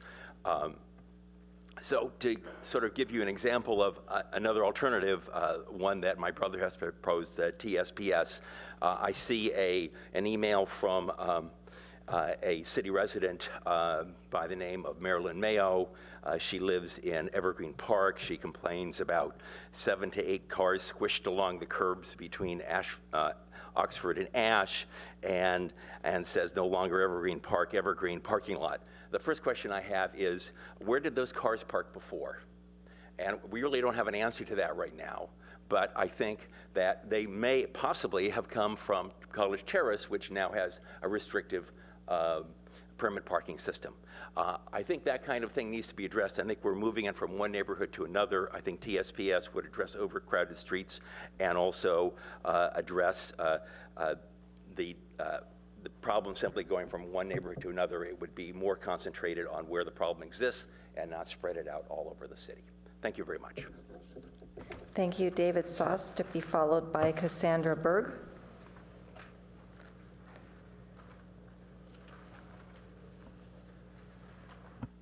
Thank you. My name is David Sass, and I'm the general manager of Life Kitchen on Hamilton Avenue.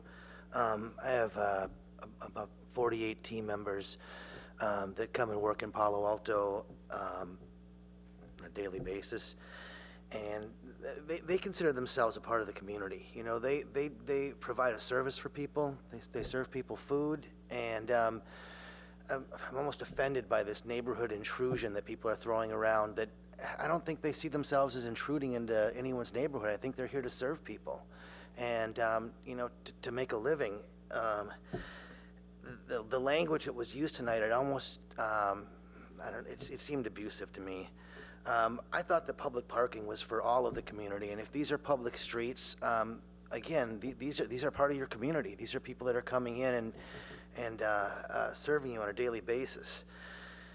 Just as a practical impact, if you work an 8-hour shift, you might have to move your car 3 or 4 times around these different zones.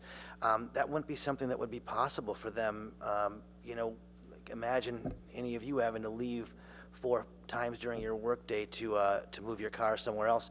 And these aren't people that can afford, you know, alternative transportations. They really do need to commute to and from work. And you know, thanks for your time. Thank you. It's Cassandra Berg, to be followed by Dolores Eberhardt. Sorry, little person. My name is Cassandra Berg. I don't work in the area, but I am a consumer, and I feel like maybe I can see both sides of the story. I have a more well-rounded perspective, because I understand what it's like to live in a heavily populated area and have like big business around and things growing. You want to see it grow, you want to see it expand, you want to see it thrive, but you know, there's a little bit of a dark side to everything. I really liked the proposal. My only issue is I feel like it's a little bit disappointing to think that like only half your neighborhood has to be going for this proposal in order to get it passed. I feel like it should be closer to 70, 75 in order to impact the environment the way that it does. Thank you. Thank you, Dolores Eberhardt, to be followed by a group of 5 speakers with Eric Filseth as the lead. Hi, I'm an employer here in Palo Alto. I'm a dentist on the corner of Middlefield and Channing, and I have a very small office. I have 4 employees, but I feel for all of the businesses that have more employees than I have, in that we are hiring people that cannot afford to live in the luxury of Palo Alto, and they have to drive here, and I also have employees that come from far away. And I feel that I agree with so many of the other comments that were made about the neighborhood intrusion. We're the people who are giving you the manicures, the pedicures, we're, you know, filling your grocery bags, we're cleaning your teeth. And we're not intruders. You cannot find a Palo Alto resident to come and work at your front desk. Mine comes from Cupertino. She's a Cracker Jack, and she deserves the right to come here and make a living and have a place to park.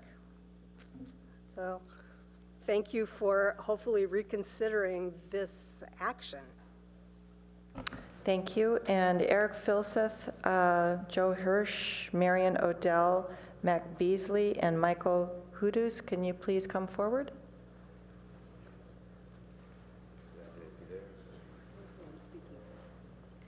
This is a group of 5, and I'm going to give you 8 minutes. We actually have some handouts, if I could do that. Can your group come forward, please? Do they need to be here? Yeah, they do. Nancy, see if I'm doing this right. Yeah, that's right. Thank you very much. First of all, I want to, keyboard and the mouse we have.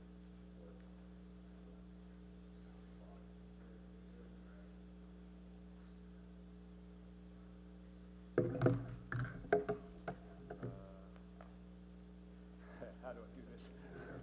Escape. Escape. There we go. Yeah. Escape.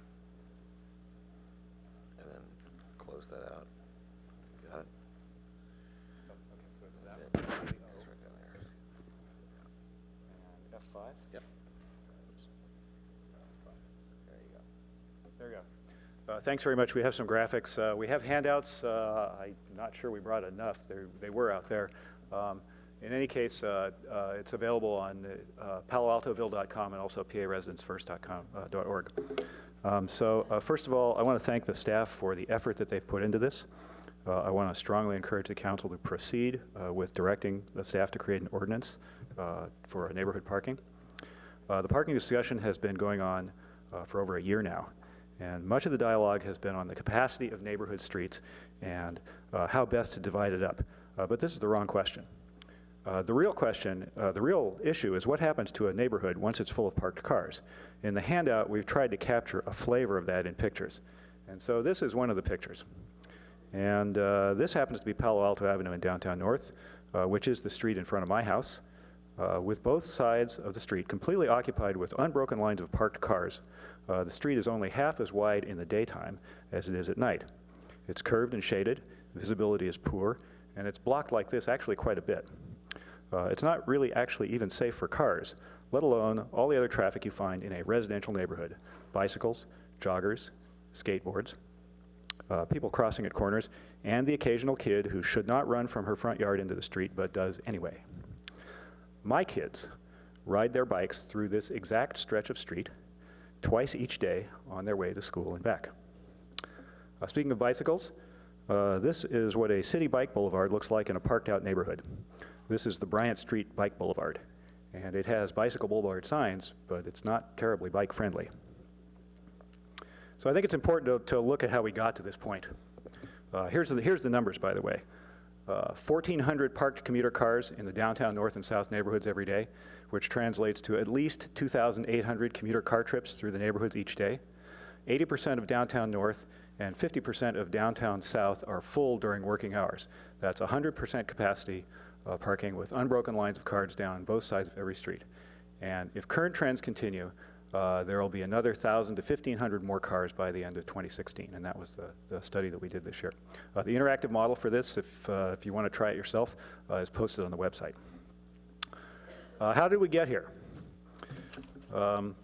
I think it's important to observe that 10 or 20 years ago, these neighborhoods did not look like this. Between residents and employees for local small businesses, there just were not that many cars, and so it wasn't a problem. But in the last 10 or 15 years, the boom that we've all seen in downtown office construction and the professional and technical jobs that came with it and the density increasing in those jobs has brought a flood of commuter cars into the downtown core. Much of this new development benefited from a smorgasbord of city zoning exemptions, allowing them to build, among other things, far less parking than that needed by their tenants. And soon the city had a term, parking deficit. Now, it's not an exhaustive sample, but Michael Hodos, who lives in Professorville, spent a couple of weeks asking everybody he could catch up who parked near his house where they worked and what they did. Not even one was an hourly employee of a restaurant or small business. Every single one was professional or worked for a tech company, real estate firm, and so forth. Now, I do know of one Life Kitchen employee who parks in our neighborhood, so it's not 100%, it's not a statistical sample. But this is where the excess space in the streets has come from. And the result is what we look like today. At this point, the question is not how many spaces are there on the streets and how we divide them up between people. It's not a parking lot, it's a neighborhood, okay? The right question is this okay for Palo Alto neighborhoods? Do we accept that this is what a residential family neighborhood in Palo Alto should look like? Because if we say we don't want a parking program, or the time is wrong, or we need to study it more, or we need more office buildings without parking, then everybody should be really clear that what we're really saying is, yes, this is okay. So, each of us in this room tonight, individually and as a group, should ask ourselves this question. Is this okay? I'll go first. No, it's not okay, for my kids or anybody else's. In each of the 5 years that I was the CEO of a software company in Santa Clara, our health insurance provider raised our rates far more than the cost of living. We didn't like it, but we paid it. Employee health insurance is a cost of doing business. Business parking is also a cost of doing business. When we had to pay more for health insurance, we didn't go ask the residents of Santa Clara for a subsidy. The cost of business parking should not be paid for by residents of Palo Alto in terms of safety and quality of life. Business parking should be an issue between a business and its landlord. It's time to disentangle the residents from this process and protect the neighborhoods from the commercial zones. Most major American cities do this already. It's an aspect where Palo Alto actually lags its neighbor. Now, the parking discussion's been underway for over a year. A lot of dialogue and understanding has been achieved, data's been taken, analyzed, and understood. Everybody understands the problem. Yet the fact is that here we are, over a year later, the neighborhood streets are still packed with commuter cars, the problem is still spreading quickly to more neighborhoods, and there's still no actual mitigation. A year is enough. We know what we need to know. It's time to act. First, there should be an explicit schedule. An RPPP should go live in the neighborhoods by September 1st, 2014. The first signs up, the first permits issued. Now, I know some people will say, let's build a lot of garages first and then look at an RPP. But everybody knows that that's not how things work in real life. We need to lay down a timeline and get going, or else a year from now, we'll all still be talking. Second, the plan should be citywide and applied block by block, as in the successful College Terrace RPPP, and the implementation path should be fast and simple, without supermajorities and redundant reviews. Once we decide a neighborhood needs an RPPP, it should be simple to establish one. The current draft framework should be more streamlined on this point, with fewer reviews and more practical thresholds. It ought to follow the College Terrace model, with 50% thresholds and opt out as the criteria. If a neighborhood fails the "is this okay" test, then the city plan should accelerate in establishing a parking district, not slow it down. It must not become a parking prevention plan. Third, there should be a defined allocation of permits to downtown employees. In years past, when there were not enough cars to change the character of a neighborhood, employee parking was not an issue for anybody. The problem today is not the presence of vehicles, but the number. If the streets can be returned to an appropriate character for residential family land use, then there can, and indeed there should be, employee cars. These are public streets. We are dealing here with a zoning issue, not a property issue. It's very important to understand that this problem can actually be solved if we act now. There's a window of opportunity. We know the magnitude of the by the way, this is a model, not a proposal, but we know the magnitude of the problem. It's 1,400 cars. Over the last months, the staff and other stakeholders have proposed and investigated several promising steps which could reduce this number. Satellite lots and shuttles could do a few hundred cars. Valet parking and utilization of current empty space in garages could supply another couple of hundred spaces. A modest percentage of the space in the neighborhood could reasonably supply several hundred parking spaces. The remaining problem would be a few hundred cars, not 1,500, which could be addressed by TDM or other mechanisms yet to be identified. Now, a 300-car problem is not simple, but there's every reason to believe it is manageable, which brings us to perhaps the most crucial point of all. This is not a static problem. As things stand today, the problem is growing, and quickly. The prescription is clear. Act now. Thanks very much. Thank you. David Bina, to be followed by Nathan Hanley. Clear. David Bina, resident of Palo Alto, and I work in the downtown area. Lived here my whole life. If you go ahead with the RPP before mitigating all those other areas, you're going to create a disaster. And comparing the downtown area to College Terrace is not, you can't do it. I own property in College Terrace. My daughter lived near Facebook. I mean, it's so much simpler there. You cannot compare it, frankly. And I'll say this, when I'd visit my daughter, when the ordinance was passed, I still couldn't park near her because everybody that had driveways would park in the street because it was so cheap for them to get a permit. So it doesn't resolve the problem. And when he shows a picture of cars double parked and trucks, I mean, get the police out there and have them towed away. I mean, really, that's ridiculous. But I want to say that I had an opportunity to walk down Ramona Street and talk with a lot of the small businesses. Like I said, I grew up in this town. I didn't even know a lot of those businesses were there. These are small businesses. These are people who are not going to show up here, and they're not going to talk to the staff and let you go in there and talk to them. And I think you really should. These people are angry, and they're disgusted with this city, and they're in pain because they think they're going to get driven out because of this RPP ordinance. So I think you really need to take time to look at this, and don't go forward with this ordinance until you've, done a lot of other things. Thank you. Thank you. Nathan Hanley, to be followed by Susan Roth.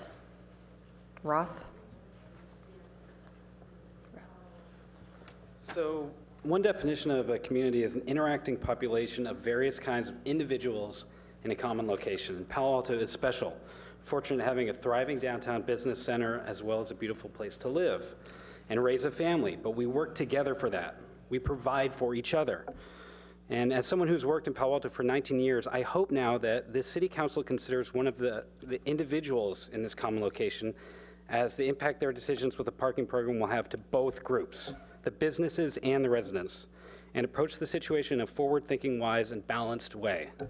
To find something that is not a heavy financial burden for the average worker like myself, that will not discourage future employees from working in Palo Alto, nor force people to leave their current employment, while addressing the residents' needs and current parking issues facing this community. And I just want to say about Eric, I'm a little concerned that the residents in this group don't care about the employees, but you guys can. You guys do. This is Palo Alto's built on this,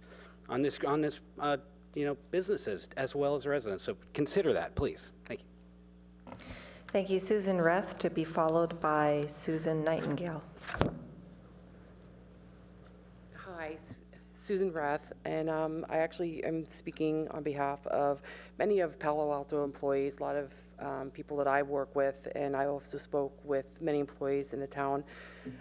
They can't be here just because they live far away. They don't actually live in Palo Alto, and families and so on and so forth. I personally use the 2-hour parking just because I have an injured ankle, and prior, because I've worked in Palo Alto for 7 years now, going on 8. And before that was like a child pickup. I didn't have that time to walk, out into the resident area. So I do use that 2-hour parking. And then I've also had a second job that I couldn't use that. So what that's going to do for me, since I do use the 2-hour parking, the outskirts parking is pushed closer and closer into the city. Like, I can't go out there and to move from point A to point B is one thing, but if it's everybody, thousands of people more coming up into the town to park, I can't just go out every 2 hours and move my car because there won't be anywhere to move it. So that's it. Thank you. Thank you, Susan Nightingale, to be followed by Norm Beamer.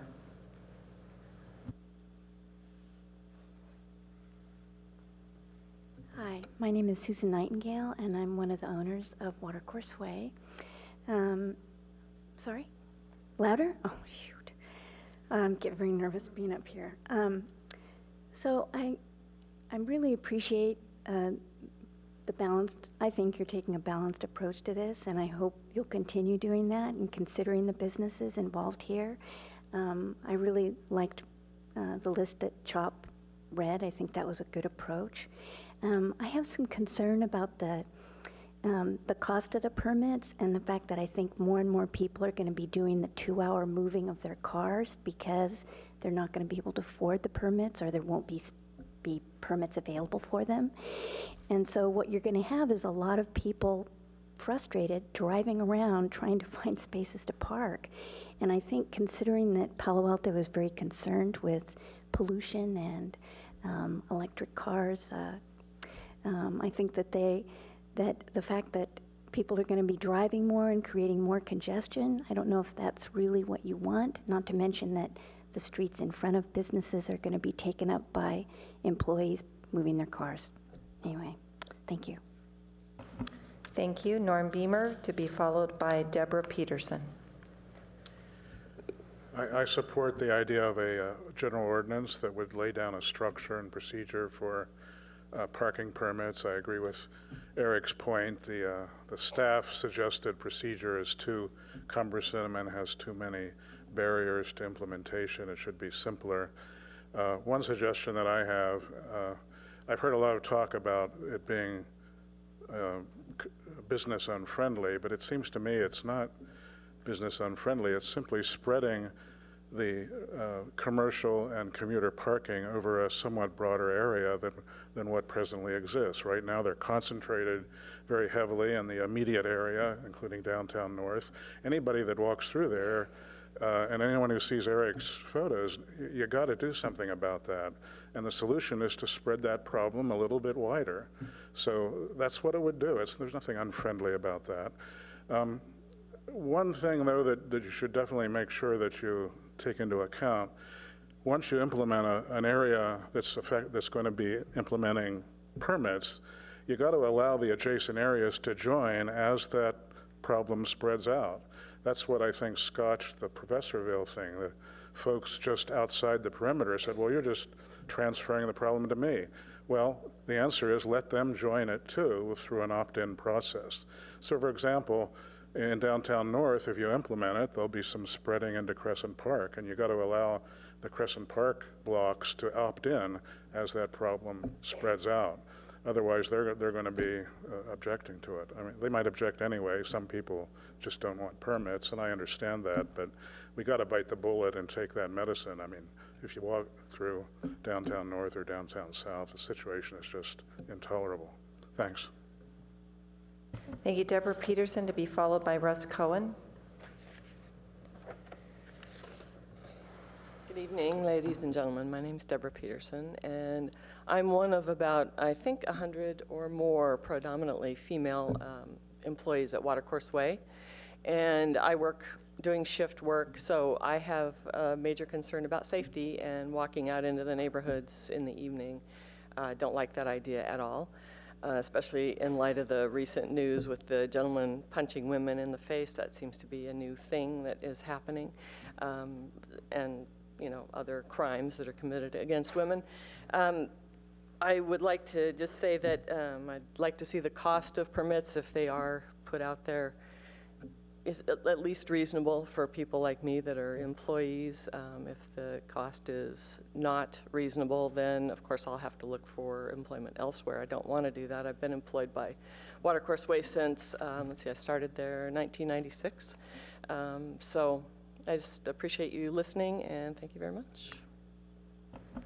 Thank you, Russ Cohen, to be followed by Stephanie Munoz. Good evening, Madam Mayor, City Council. Russ Cohen, Executive Director of the Palo Alto Downtown Business and Professional Association. Is it the business community that is to blame for parking intrusion into the residential district? The answer is, in part. I suggest that, as we have demonstrated in the past, we are fully prepared to share in the burden of solving the problem. We have already spent millions of dollars building garages and continue to spend millions maintaining them, as well as buying permits to park. Clearly, the business community should not be the sole bearer of the financial burden, because we are not the sole cause of the problem. We believe that RPP can be one of the tactics, along with many, many other tactics that have been mentioned here tonight, that could relieve the parking intrusion, but it is a tactic that is best used as the last tactic, not the first tactic. We look forward to working with all the stakeholders to solve the problems that we're talking about here tonight. Thank you very much. Stephanie Munoz, to be followed by Sylvia Artieres.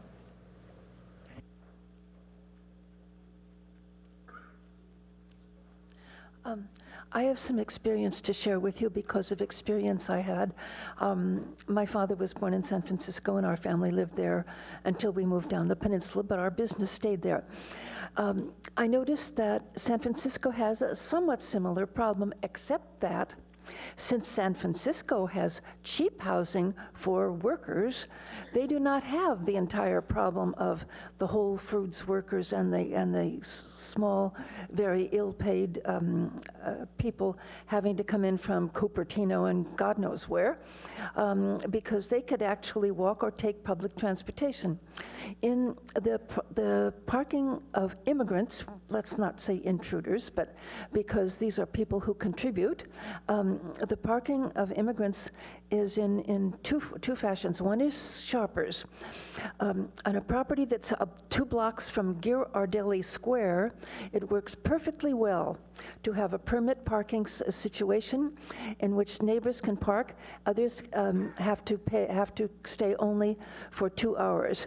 The people who come in from Marin, who are the wealthier ones, would park near our house in Pacific Heights and take public transportation to downtown, and that's also doable.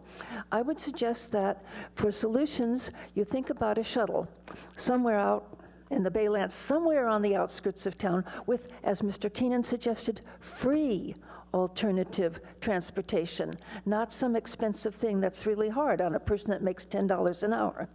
Free, okay, alternate. The second thing is encourage somebody like Roxy Rapp or Keenan or Mr. Baines in East Palo Alto to put up in East Palo Alto a for-profit parking garage that they make their way.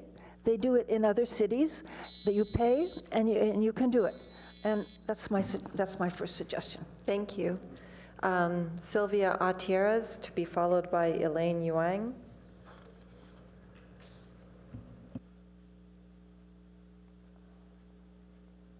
My name's Sylvia Gutierrez. G-U-T. I'm an employee also at Watercourse Way, and I work, Oh, is that better? I've been an employee at Watercourse Way for almost 2 years now, and I work different shifts, and a few of the shifts I get off in the middle of the night, and I can't do public transportation. I live in San Jose, and I have grandkids and another job. So if I can't park near work, I leave at hours where it would be unsafe, and not everybody gets off at the same time to walk with me. I wouldn't have a person to be a buddy with. And I'm, kind of small, so thank you. Thank you, and I'm sorry about your name pronunciation. Elaine Wang, to be followed by Charlene Gibson. Hi, Elaine Wong. Thank you for consideration of this topic tonight. It's very important, obviously, to everybody in the room. I am a resident here, but I'm a resident who also supports a wonderful, lively mix of businesses downtown and the commercial scene. We're obviously a magnet, attracting people to work here from all over the place. I am supportive of an RPP approach. I've since teamed up with some other sort of land use advocates in the area and learned quite a bit about how other cities deal with these issues, and this does seem to be one piece of the puzzle. But I would also just encourage that this discussion be,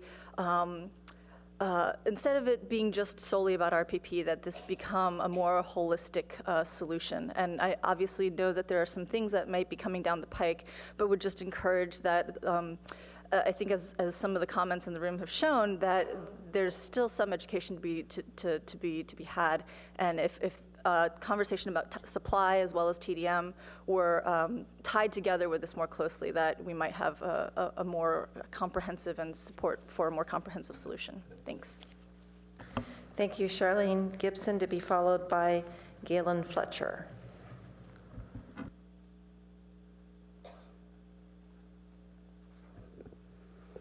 Hi, I'm a Palo Alto resident, and I work here as well.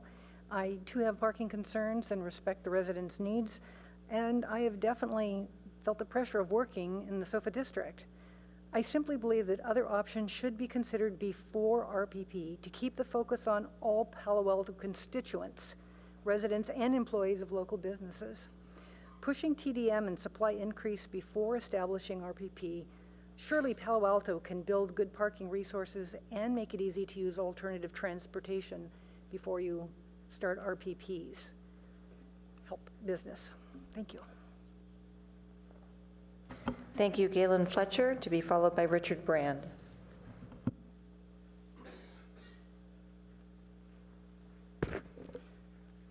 Hello, my name is Galen Fletcher, and I'm a second-generation owner of Sundance the Steakhouse. We're celebrating over our 40th year this year in business and having the best year ever.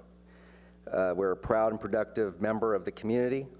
We participate in hundreds of local fundraisers for every cause, ranging from local schools to senior citizens to helping the less privileged to curing disease. We're family-owned and operated, which is a rarity these days. Bottom line, we, like most businesses in Palo Alto, are assets in every meaning of the word. Without parking for my employees and my customers in my neck of the woods will be detrimental to my business and family. We need alternatives that are realistic.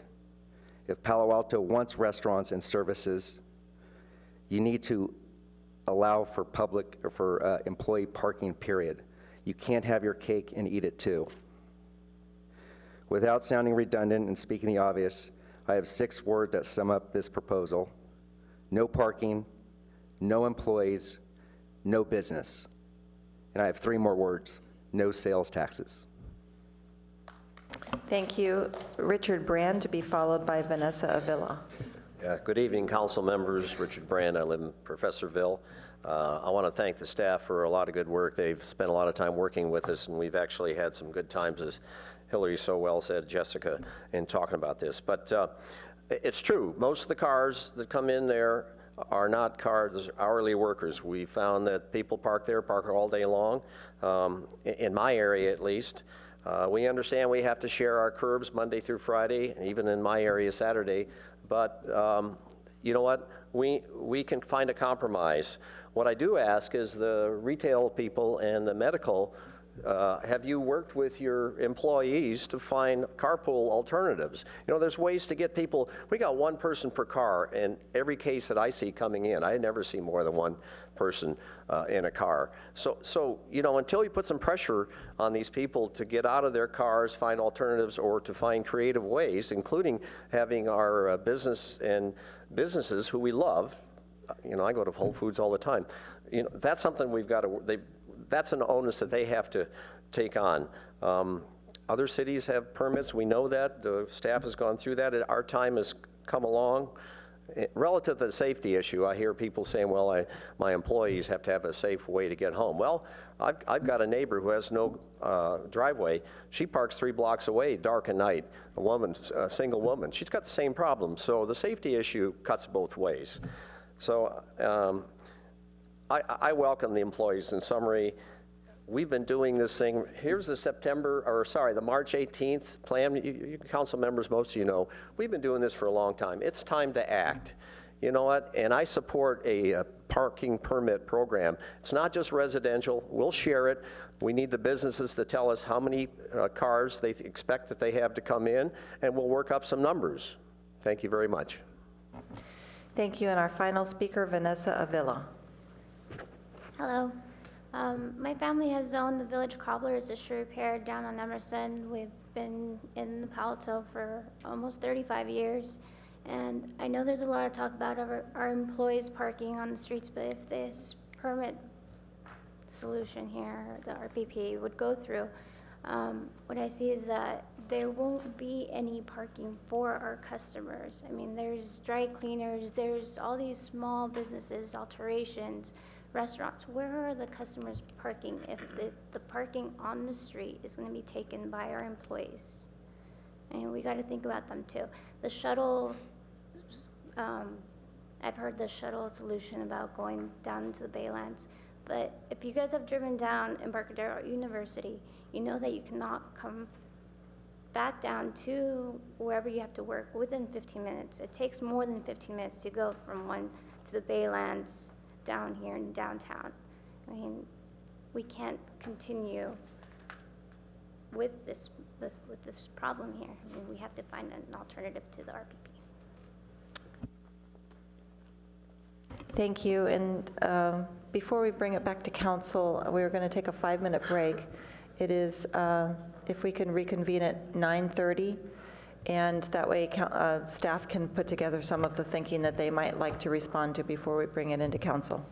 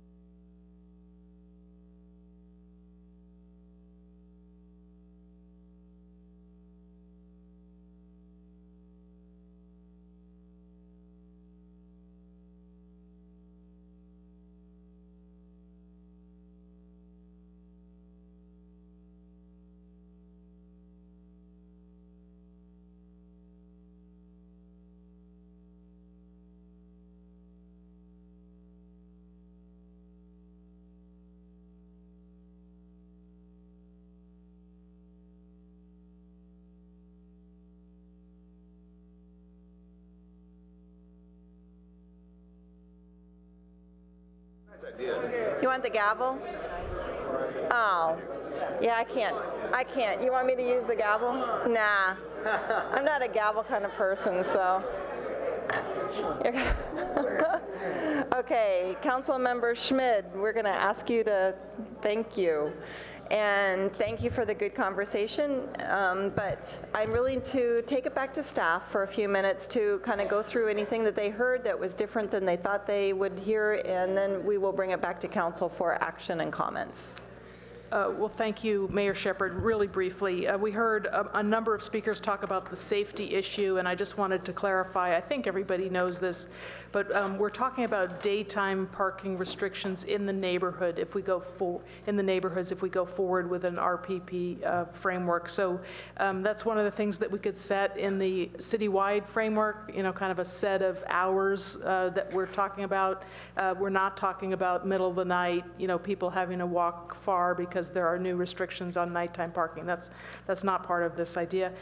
We also heard some speakers talk about this, like, don't pass this resolution tonight, and it was very dramatic, but it's we're not at a stage where we're ready to adopt something. I think most people understand that. This is not a fait accompli. We have a long way to go. In fact, I put the staff request back up on the screen. What we're asking for simply is direction to prepare a draft ordinance that we will then have more discussions about, and to convene a group of stakeholders who will vet all of the issues that we've heard about this evening from a variety of perspectives. One of the speakers, I think, said it really well when they said that we're seeking a balanced approach.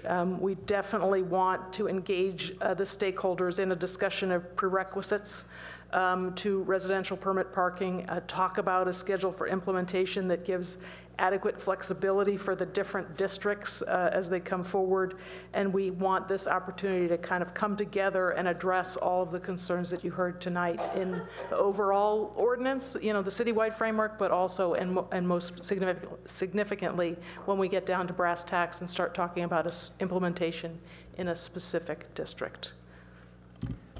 Thank you, Madam Mayor. If I could just repeat one or two comments, but go in a little bit of a different direction.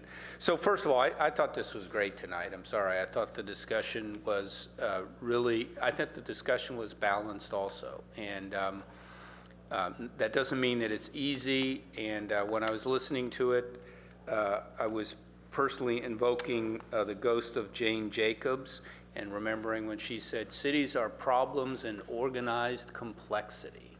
And I thought, wow, we're getting this complexity organized. And sometimes we can be here and it can sound like there's a simple perspective because there's maybe just one angle on a particular issue or problem that's being expressed.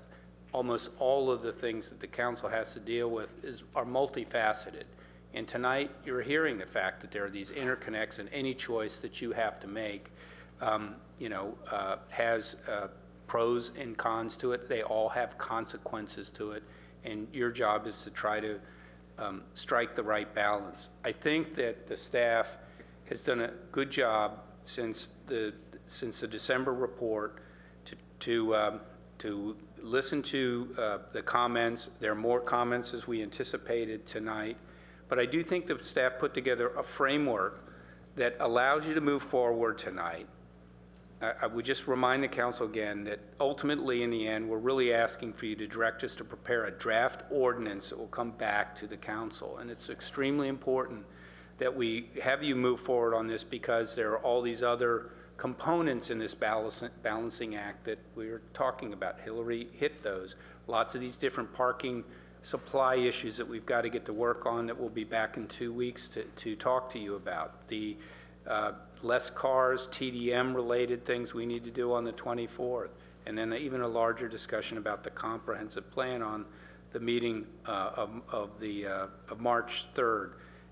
But if we can't move this forward, we're going to delay the action that we can do on these other things. And so I think we've set out a simple way for you to look at these issues, the criteria and the process that could inform this ordinance, and I don't think there are unlimited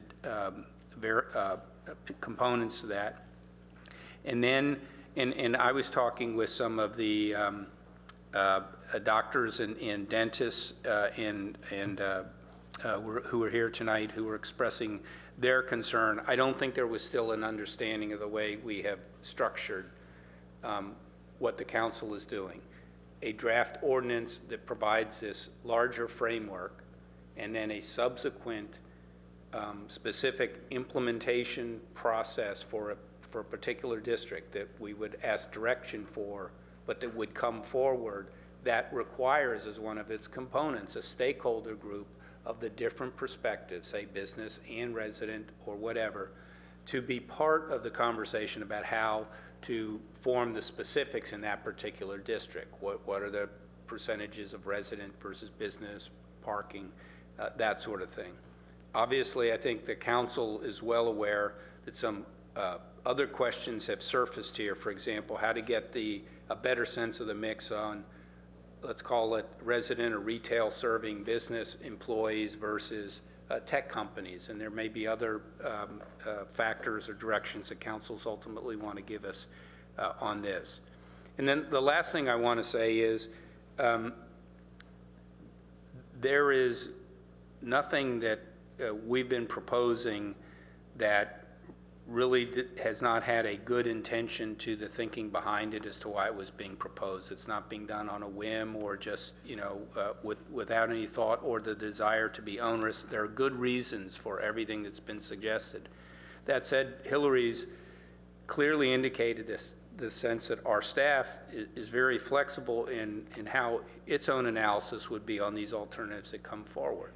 But just to, as much for the audience here to realize that things might, they have other ways to be thinking about them. When we say neighborhood support should just be 50% plus one rather than something larger, you may decide that's a good idea. We can understand some of the reasons that's said. On the other hand, this is a petition, right? Is that the process? This isn't a vote that is extended to provide an opportunity to ensure that 100% of the people potentially get it. It's a threshold that's reached. And, you have the job of ultimately governing and deciding as representatives for people what's there. The idea of, have we adequately represented the people who did not sign? Well, that's something at least you need to weigh. And so this isn't a desire to be onerous, is to make sure that 49.9% of the folks aren't necessarily, didn't have a chance to weigh in on the issue. So you have to strike the balance between how is it that we can have something that can be effectively applied, so you could certainly move down that percentage, but also have other folks understand that you've got to be able to set some thresholds that we could clearly say it fairly attempts to represent where the community as a whole is, because we know there are trade-offs in all of these things. Well, you all know all of these things. You deal with these every week after week as council members, really doing absolutely your best to work through this. I will come back to this later on tonight, but I really do encourage the council to, there's enough time left to direct us to draft this ordinance and to subsequently convene a stakeholder group of residents who are here to answer any questions throughout the evening. Thanks. Okay, we are 10 minutes to 10, and we will do a time check at 10:30. So right now I have one light on, which is Councilmember Burt, so you can kick this off. This is for questions, well, no, this is for motions and the whole thing. Yeah. So I have a few comments and a few questions. First, I want to support the concept that actually staff has come forward with on this, that it is a comprehensive approach. As a lot of people in the audience have spoken about, well, you can't do this in isolation. You're right, and we don't intend to. So I want to make sure everybody understands that. And it's basically, this is a three-legged stool on it. One leg is this residential permit parking program to address the impacts in the neighborhoods. But the other two necessary legs are increasing supply and decreasing demand. Now, and tonight, we're not finishing that first leg. We're just given the rough framework. We're giving direction to come back with the rough framework for that. and the timeline, because we're saying we're not going to just kick this can down the road forever either. So it's going to come back with an ordinance that would be an ordinance for a process and criteria. That's the proposal before us. And then there's also a concept, and this is where it goes into a question, Hillary, for you, which is there's the notion of a stakeholder group of residents and businesses. And I would say it's residents and businesses and property owners, because the property owners are not the same as the businesses and their interests aren't quite the same, to develop a draft implementation strategy and timeline. So the thing I've been struggling with is how specific we will be in the ordinance on the process and criteria, because I think it's very possible that the stakeholder group is going to further inform what we actually want to have in what I might describe as process and criteria. So if it's very general on the process and criteria, that's fine. But if we try and get too specific at the outset and then we do a stakeholder group, we've already written the ordinance, do we come back and modify the ordinance? Can you speak a little bit toward what you're envisioning in terms of how specific the draft ordinance would be and how easily it could be modified if the stakeholder group makes recommendations on modifying it? Thank you, Councilmember Byrd. I think, our recommendation is that we try and tackle these two tasks concurrently, precisely because I think there will be some cross-fertilization between them. I think the ordinance will set up a framework and will enable discussions to go at the stakeholder group to go deeper. But I think you're right that the stakeholder discussions may have something to give back to the ordinance as well. So that is one, I think, important part of what we're recommending tonight, that we try and do both of these things at the same time. Okay, and then as I think through that process and then the next step beyond it, I think it's really important that we lay out and anticipate that there will be unforeseen or adjusted for consequences. So the stakeholder group, I suspect, will identify a bunch of those consequences. You get those different people in the room, and each side says, well, this is going to be my problem, and the other one says, well, this is my problem. They gradually work together and start understanding each other's issues and try to come up with creative solutions. That'll improve things, and they won't anticipate everything that'll happen in exactly the boundaries. So I think it's going to be really important for us to state publicly that once we do not only adopt the ordinance with the process and criteria, but even when we go to implement it, this will not go perfectly. Can I we'll just have to adjust it. Yeah. I think that's exactly spot on with our perspective on this. And then I mean, you're saying this, I think we need to go even further than this, and I hope our friends there in the media pay attention to this. Even what we ultimately settle on and implement is probably going to need to be changed after it's really put into practice. So we can't, and this is going to be a collective decision, not just by the city staff recommending the council, but stakeholders helping shape it. That if we say the distribution between permits for business and others is one thing, and then you put it into practice and it's not quite right, we need to be able to come back after implementation and make a modification and an adjustment. And we can't have everybody going, oh gosh, look at those guys, had no idea what they're doing. It's like any design and production process, you have to make adjustments. Yeah, I mean, I can think of at least a couple of scenarios that we just can't fully anticipate how human behavior will figure out how to adjust to the new environment. So we had speakers tonight talk about the 2-hour permit parking. So if we have too few permits in the neighborhood and we don't do enough of the early implementation of increasing parking supply and reducing the number of car trips, then people are going to be motivated to start moving their cars all around.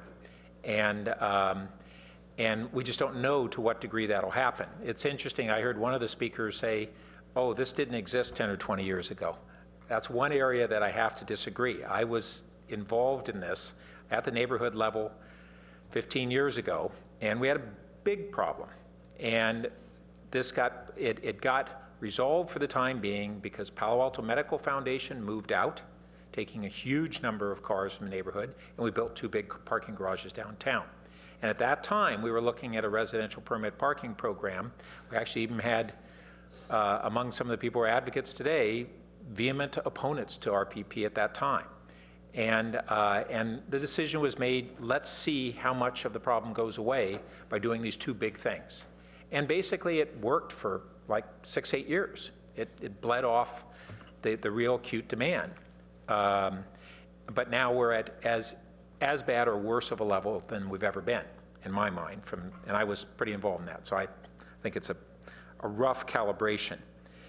Now, there's been this informal or ad hoc stakeholder group that's been meeting of some residents, some of the business owners and property owners, and they came up with a bunch of early implementation measures. We saw one slide by them tonight, and some of those are how we increase supply, and some are how we could increase or decrease demand in the short term. And I know the city manager and you have already talked about that's going to be coming forward to us in the coming weeks. So I'll just say that that's going to be crucial between now when we give direction to adopt an ordinance, and when it actually kicks in, we've got to have a bunch of those measures in place, actually reducing a lot of the problem, or we'll have a crisis. Now we're going to have a disruption. I think we should all accept that once this goes in all likelihood, we're going to have a disruption. And then we'll have to figure out how to tweak it and move and adjust. But we got a disruption now. We've had a disruption that's been occurring in the neighborhoods for the last couple of years. So it's not as if that new disruption is the only one that's occurring. So just we all need to accept it and be ready to adjust, because we're not going to get this perfect right out of the gate. I'd also like to suggest just a couple of elements. One is we may want to look at 2 tiers of parking permits for those who park in the neighborhoods. I know that staff had actually talked about 2 cost tiers, one that there'd be cheaper the further out, and that may be a way that you address the issue of there are high salary employees who work downtown who still can't get a parking permit, and there are low-income employees who can't afford a parking permit. And even if they could, it might still be unavailable. So do we need 2 different ways to deal with those? Do we say that we're going to, out of these permits that are sold in the neighborhoods, are a certain percentage of them sold to retail and service workers, and we look at what form of work, or do we do it on 2 different price structures, and that if you want the cheaper one, you have to walk a bit further? I don't know the answer to that. I know that one of the speakers also commented about the evening, and Hillary, you said this is a daytime permit program, but we have to recognize that there are some workers who will come to work during the day and not leave until after dark, especially in the winter months. And I don't know what good solution we have to that, but let's start by just acknowledging that as another problem. And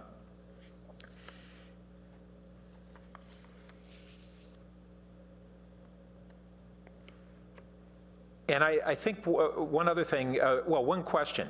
Other cities who have implemented these kinds of programs, we saw some statistics on what's the saturation threshold where they qualify, but I'm not sure if I heard anything about what majority or supermajority is typically required to opt in. Thank you, Councilmember Burt. So at the cities we looked at, the threshold did vary. In some cases it was 51%, in some cases it was 66%, in some cases it was 75%. Okay, that kind of range. Yeah. All right, good. And then I think some of the other speakers also spoke about this issue of, well, we had a lot of employers here too who said, look, I have a lot of employees. These are not necessarily high-wage jobs. You know, what are they going to do? Part of the answer is going to be that employers are going to need to be active participants in helping their employees have less demand for driving. And that's doable, and it's done elsewhere. This is not like, we're not inventing this in the first city to do this kind of thing. And it can be done successfully, and it can serve the employees in the end. But they can't do it very well on their own. I mean, two employees can kind of finally say, hey, you know, I don't live that far from you, and we work about the same shift, can you pick me up or whatever? And that'll get a certain amount of movement. But you'll get a lot more if the employer is actively involved in it, and we'll get even more participation if the employer isn't being asked to figure out how to do this on their own.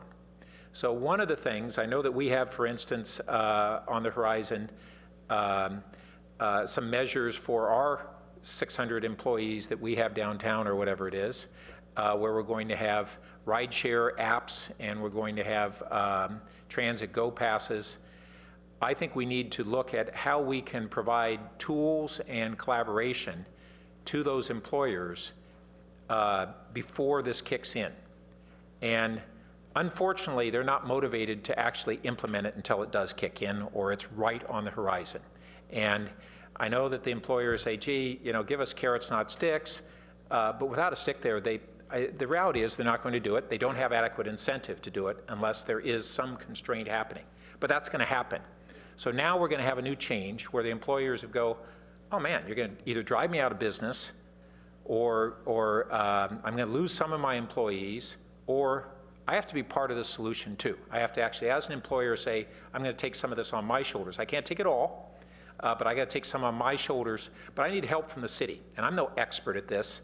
Our staff is. So I think that's going to be a big part of it, and I think that'll actually be one of the more cost-effective elements, is that we can supply the expertise and the tools to assist the employers in expanding their programs. That's different from directly mandating that they have a TDM program. It's an indirect mandate. It's basically, they're going to have a reality that their employees won't have good places to park, and they're going to be motivated to try and help solve the problem, and we need to help them. So those are my main themes on this.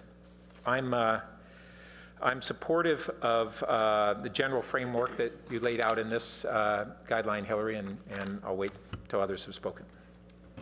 Thank you. Councilmember Price. Thank you.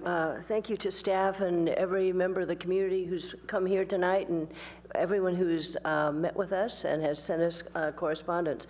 I concur with a lot of the comments Councilmember Burt has mentioned. I won't reiterate all of those. I think one of my biggest concerns is that we move ahead with this as soon as possible, and the key element I see is really the stakeholder engagement, because the more meaningful discussions, not as if this is not meaningful, but the more meaningful discussions are really the next steps. When we have the information, we have the rigorous community outreach, we have the stakeholders who bring their perspectives, as they have tonight, to the table for discussion.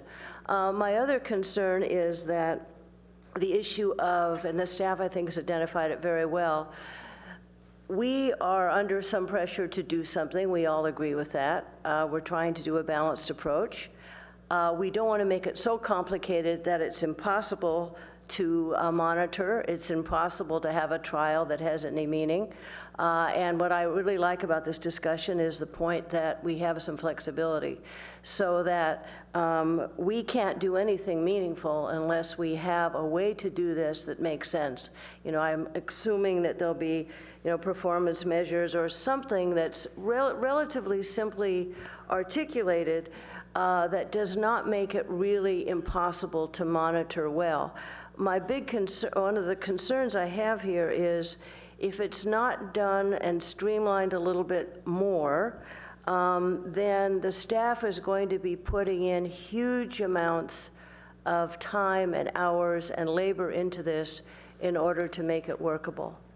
And the other issue, which the staff has identified, is the goal of cost neutrality.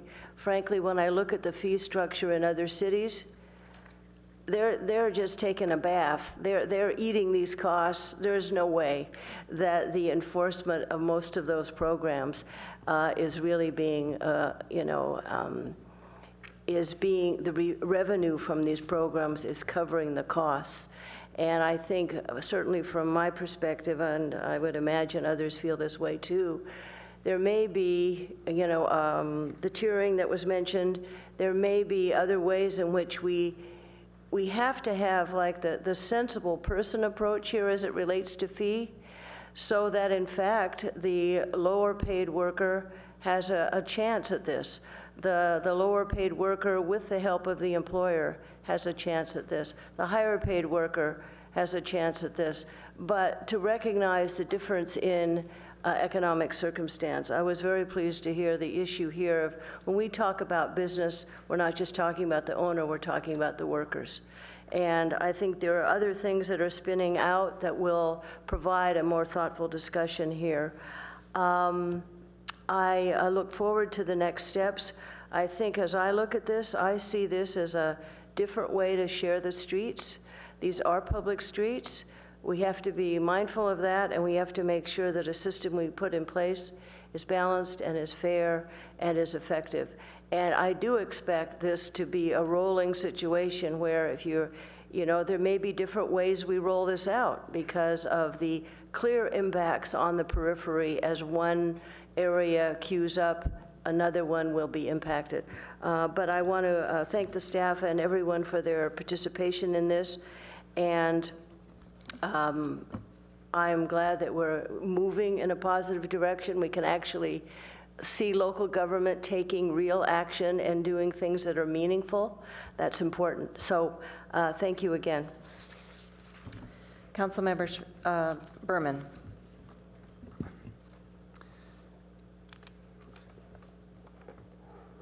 Earlier, when we were listening to public comment, I was kind of reminded of an adorable comment that was made by one of the young boys. I think that maybe one of the young boys who was speaking during the proclamation at the beginning, where he was talking about the community theater, and he said, you know, at first I was nervous to participate in the play, and then I was given this costume, and all of a sudden I wasn't afraid to get on stage, and I'm kind of wishing I had a costume right now.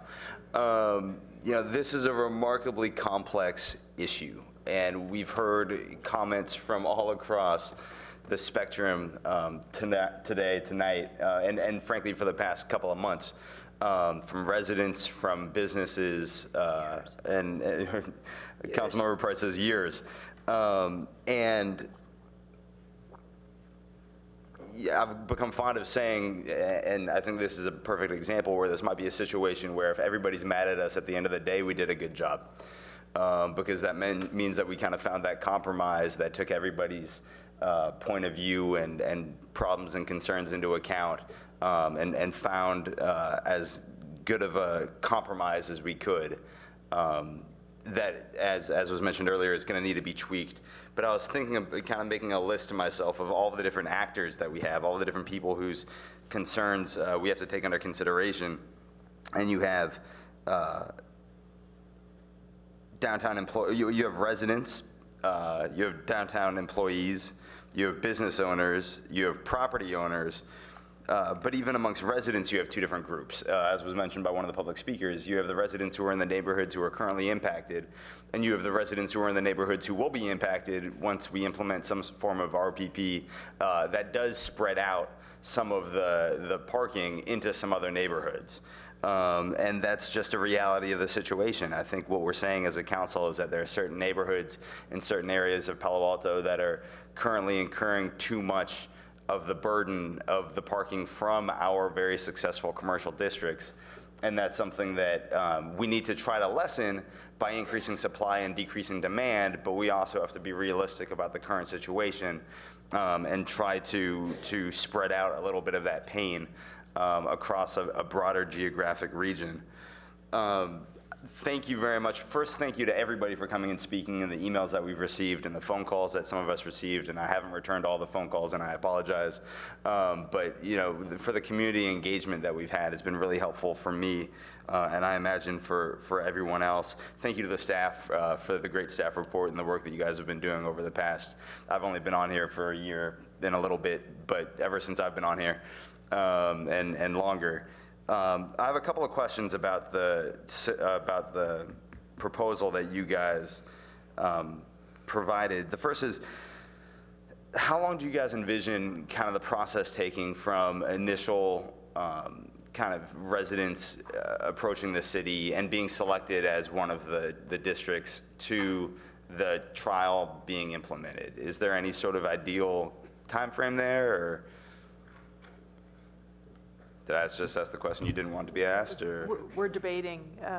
My initial response is I think we see it as kind of a 9 to 12 month thing, because we're talking about neighborhoods themselves spending some time collecting information, making their case, coming to the city.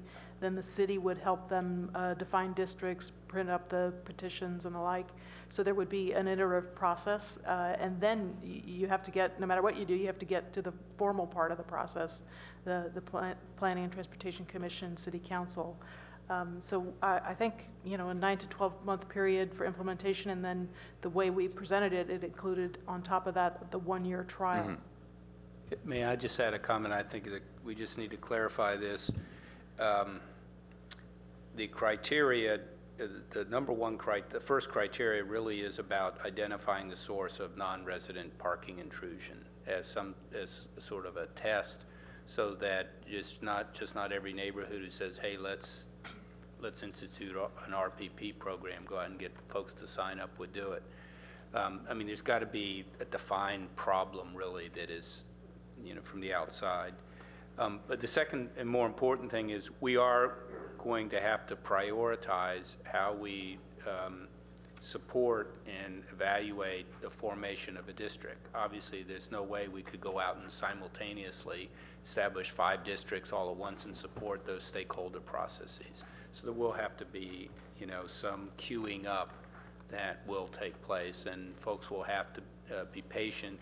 And obviously, our assumption would be we would be driven by those places that have the measures of the biggest, most crucial problem to start. Thank you. So you kind of touched upon 2 other questions that I had. The first is, how does the city determine whether or not non-residential intrusion exists versus residential intrusion? Last I checked, cars don't come in with like a scarlet letter saying we're non-residential intrusion versus so how do we tell where the problem's coming from? I think I think you're right, Liz. I think in the staff report we talk about 2 different possible ways to do that. One is we're talking about, once we initiate the planning process, doing some data collection and analysis, and we would try and design a way to do that where we would elicit whether the intrusion is coming from residential or non-residential sources. The study that's going on right now for the downtown CAP study is looking at employee parking demand, for example, and so we're going to elicit some of that information from that study. The other way that the staff report presents that we could do it is the opt-out option, we call it, which is essentially you initiate a RPP program by giving permits to residents and to employees. You don't give it to Caltrain commuters or Stanford students or the like, but if you're an employee who works in the area or a resident who lives in the area, you qualify for a permit. And in that suggestion, you immediately quantify the employee demand, because employees get one kind of permit, residents get another.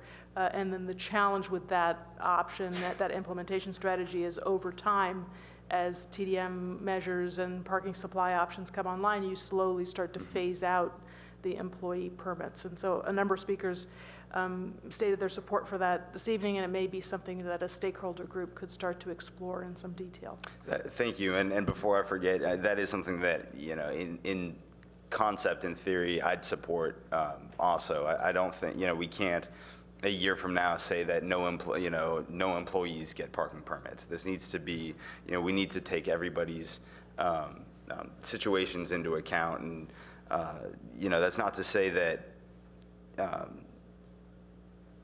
the minute we implement this, it looks the exact same as it currently does.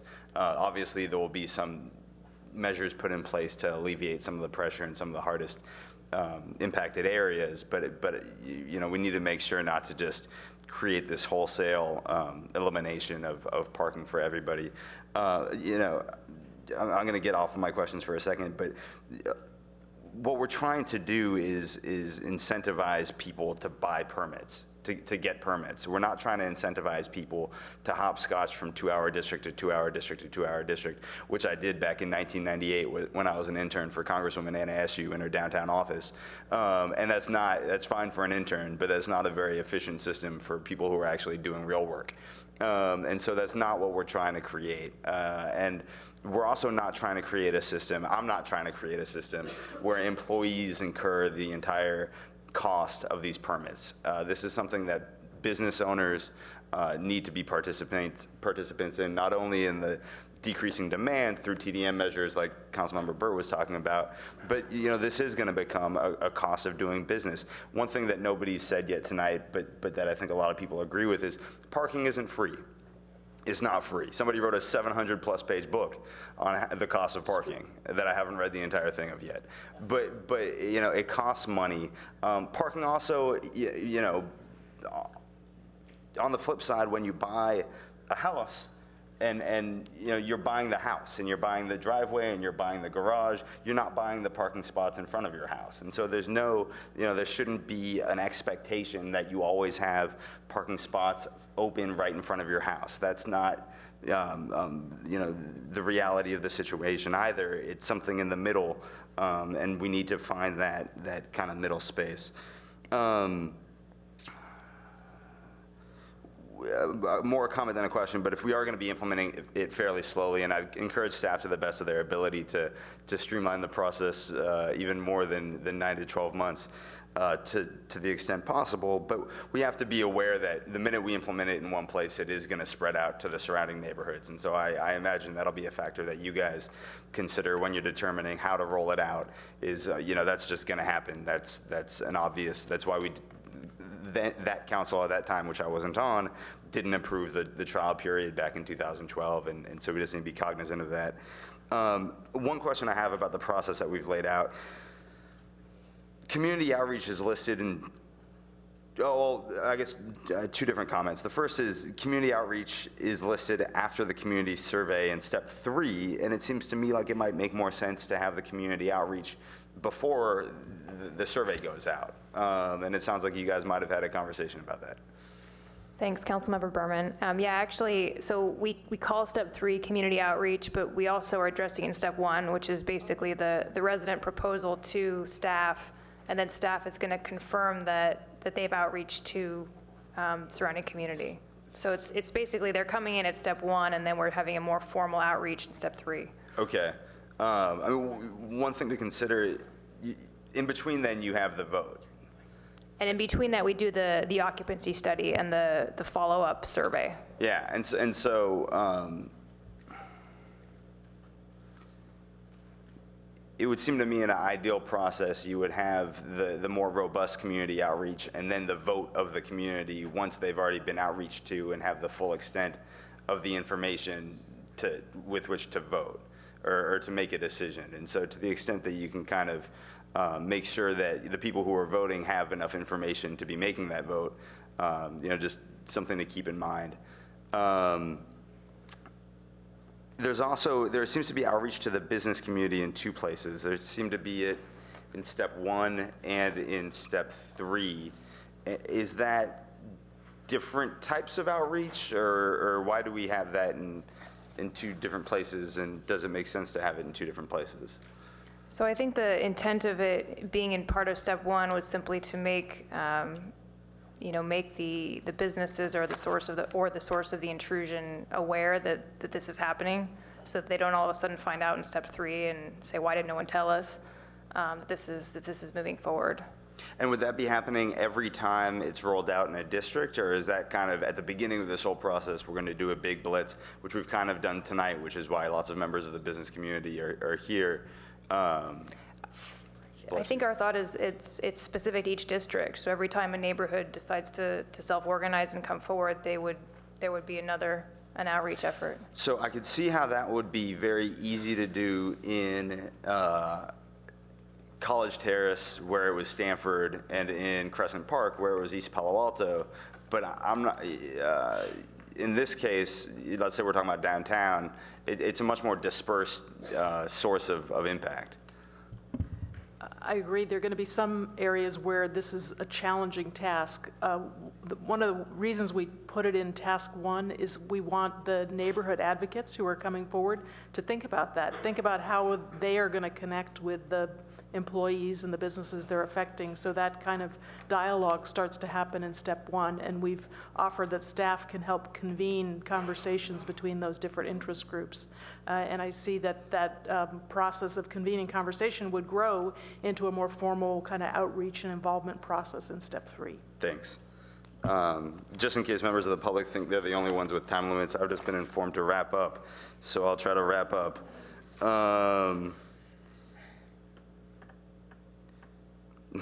But I'll ask a couple more questions. So is it legal?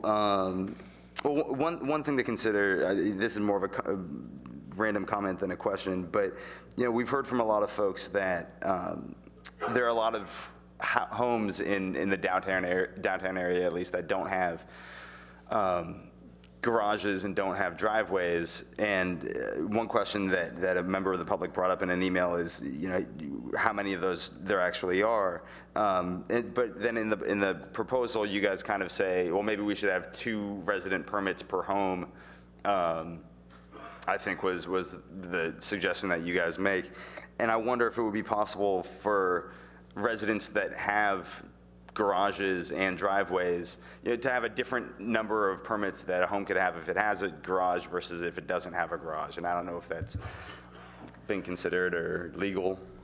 Well, again, I think that's something that could absolutely be considered, but I think you're asking questions that are going to have to be resolved on a district-by-district basis. That can't be resolved in a citywide ordinance because every district's going to be different. Sure, and I think it's great to leave that specificity to the different districts.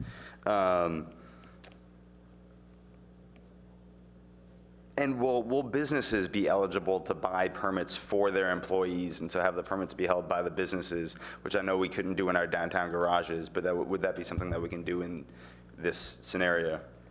Again, that's something we can talk about. The number of employee or business permits that are sold is going to be one of those critical issues that's discussed on a district-by-district basis, and we could also discuss rules around how those are distributed. Yeah, it's the number, and it's also, exactly, and who can buy them. City Attorney? Yeah, thank you, Councilmember Berman. The concerns that you're referring to with respect particularly to the parking garages, which were built with tax-exempt municipal bonds, do not bear on this program. So it really is a policy issue, as Planning Director Gilman So we have stated. that flexibility to discuss the options. Yes, you do. Great. I have a lot more questions, but I'm sure that they'll be asked by my colleagues. So thank you guys again. I think we're going in the right direction here. And I'll hold my comments for now.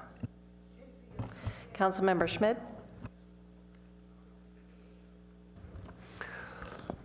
Let's see.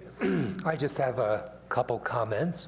I thought the discussion tonight was extremely helpful, with a broad variety of people coming, expressing the issue as they see it and the problems.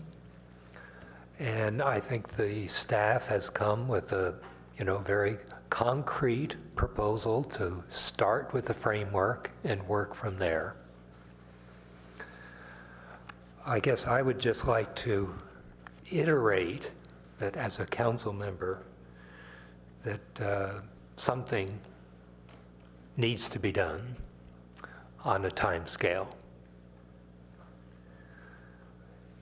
I know that the council first dealt with this parking issue, specifically in the downtown, 15 months ago by passing an emergency ordinance about ground floor parking exemptions. A year ago, just about today, the planning director at that time was asked the question, what about the city's annual report on parking needs? And the director said, the current model is obsolete. It doesn't work, needs to be redone.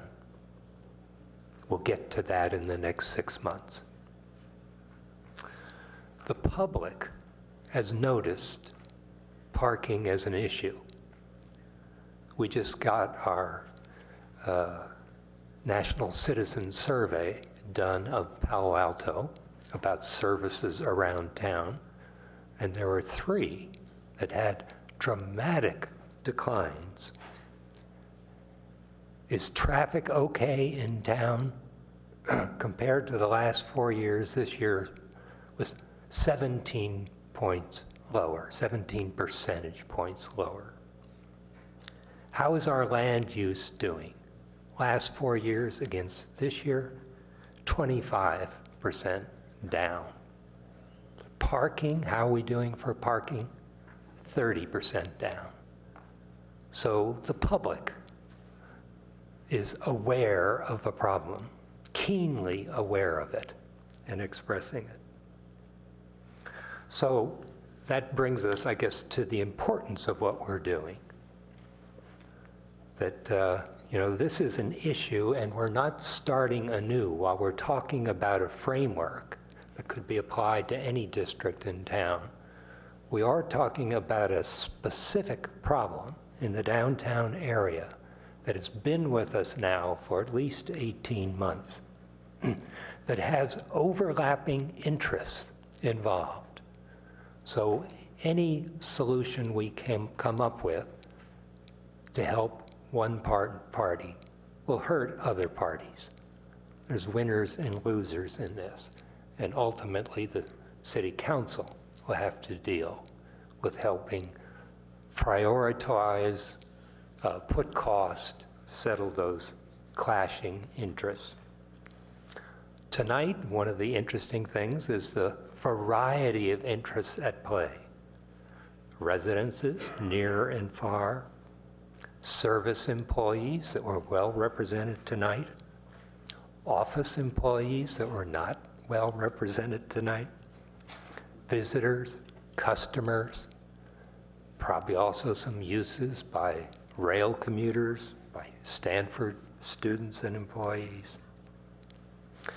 And there's a little bit mention of what's the size and scale of the problem.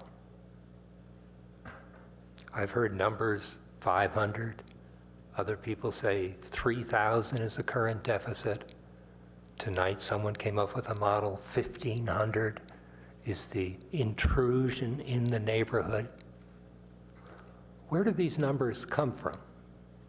Well, if the city has said our model doesn't work very well, these numbers are coming from the residents who go out in their neighborhood and count and give us diagrams and models and so on.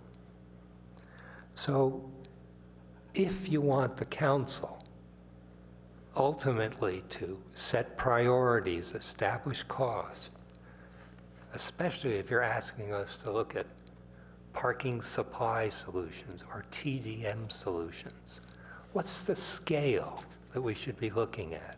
How many? What cost? Who should pay the cost?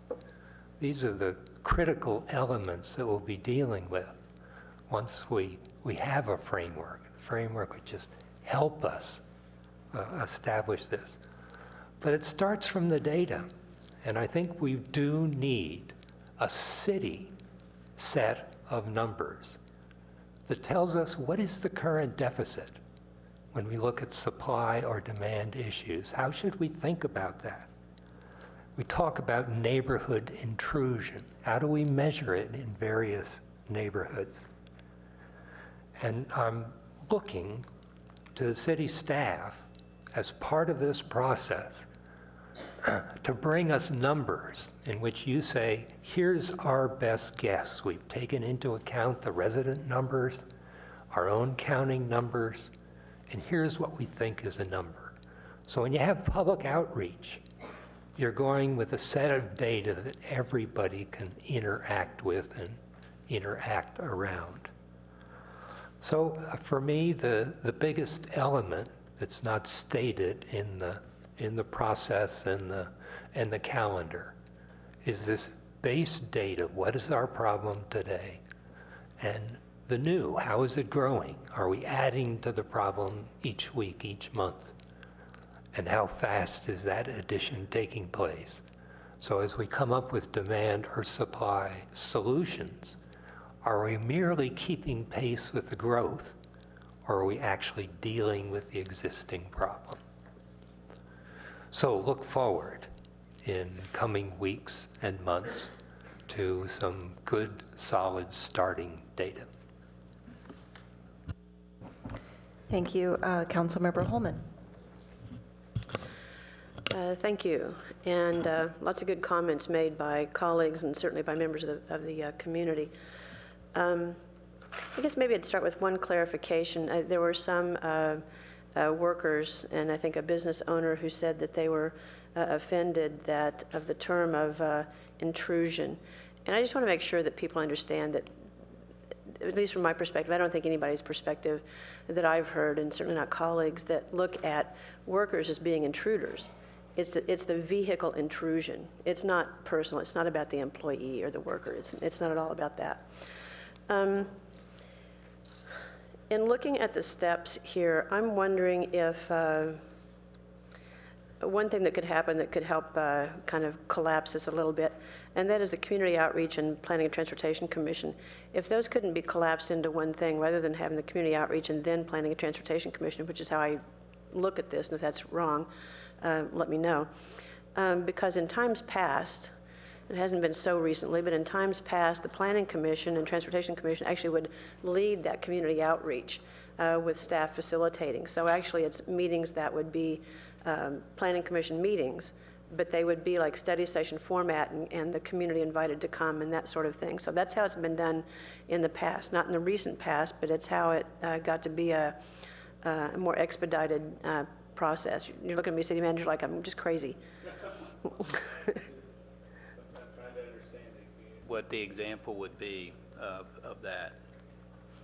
Well, it's in the past, and maybe Councilmember Klein would recall too, the comprehensive plan discussions, for instance, were broad community outreach meetings where people came to the Planning and Transportation Commission meetings and had those discussions, as opposed to there being, out there community discussions, and then there'd be Planning Commission meetings. So I'm trying to look at efficiencies there and kind of go back to a former model. So for some efficiency there. I agree with many of the comments that I'd say most especially Councilmember Burt made, and maybe this is something that Rob Fisher could answer, but I just wonder, and I certainly don't know, if, we have a number of restaurants downtown. I don't know if there's any way to have sort of a collaboration among restaurant owners to see how there might be a way to get restaurant workers to work in more efficient manners. Don't have the answer to that at all. The cost of the permits that are indicated in the staff report, that seems high, especially when I look at the chart. And thank you, by the way, for putting together the chart, the grid that compares these various different programs other communities have. That's most helpful, and I really appreciate it. It seems like when you compare the rates being proposed here and those rates, and the discussion in the staff report seemed to indicate that those programs operate with, I think it was one exception, which wasn't verifiable, that those programs were self-supporting, as I read it. So it seems like our cost is pretty high compared to that. In terms of opt-out, it seems like that could be much more, I've forgotten which colleague mentioned that to me, maybe it was Councilmember Berman. It seems like that could be a more efficient way and a more expedient way of getting something on the ground. Also, I want to mention that there was a member of the public who didn't speak but came to the dais during our break and referenced something that had been a discussion with staff, and I just want to know what staff's thoughts were about it.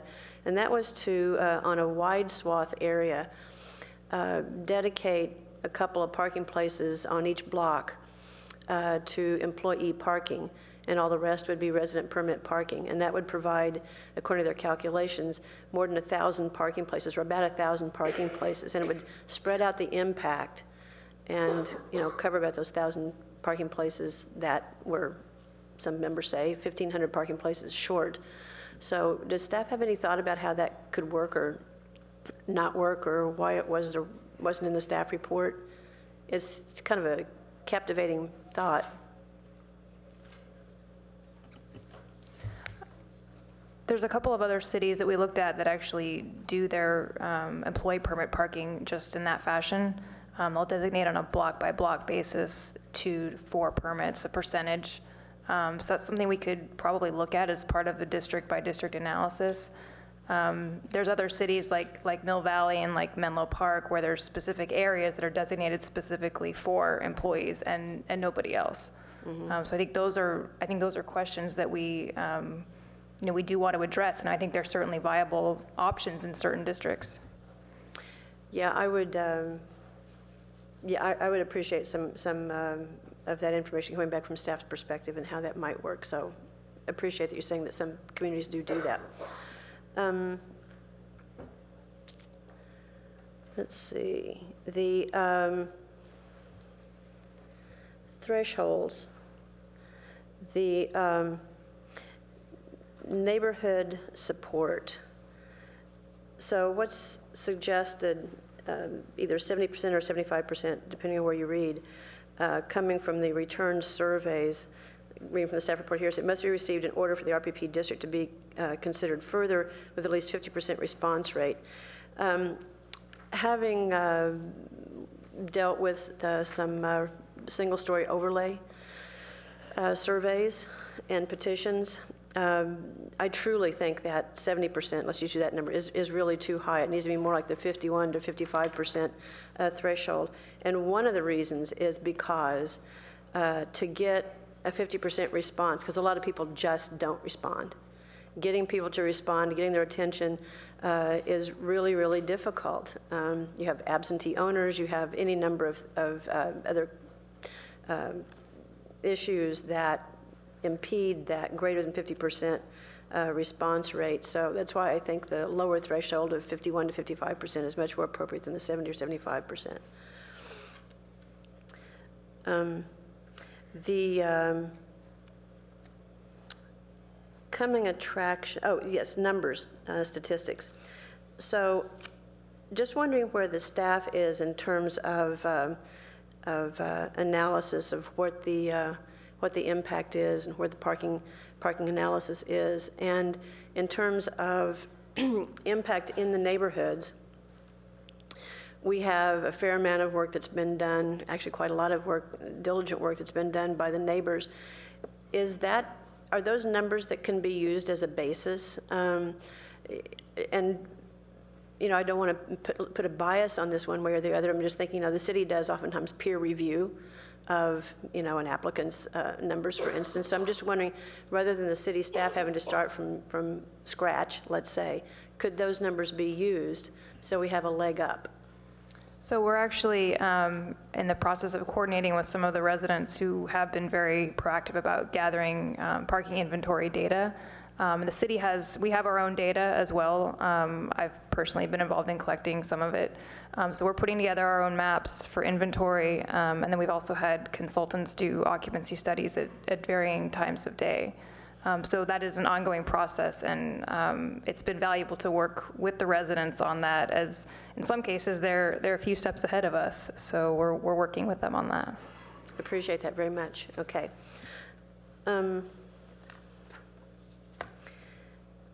I think just maybe one more comment here, which is having to do with coming attractions.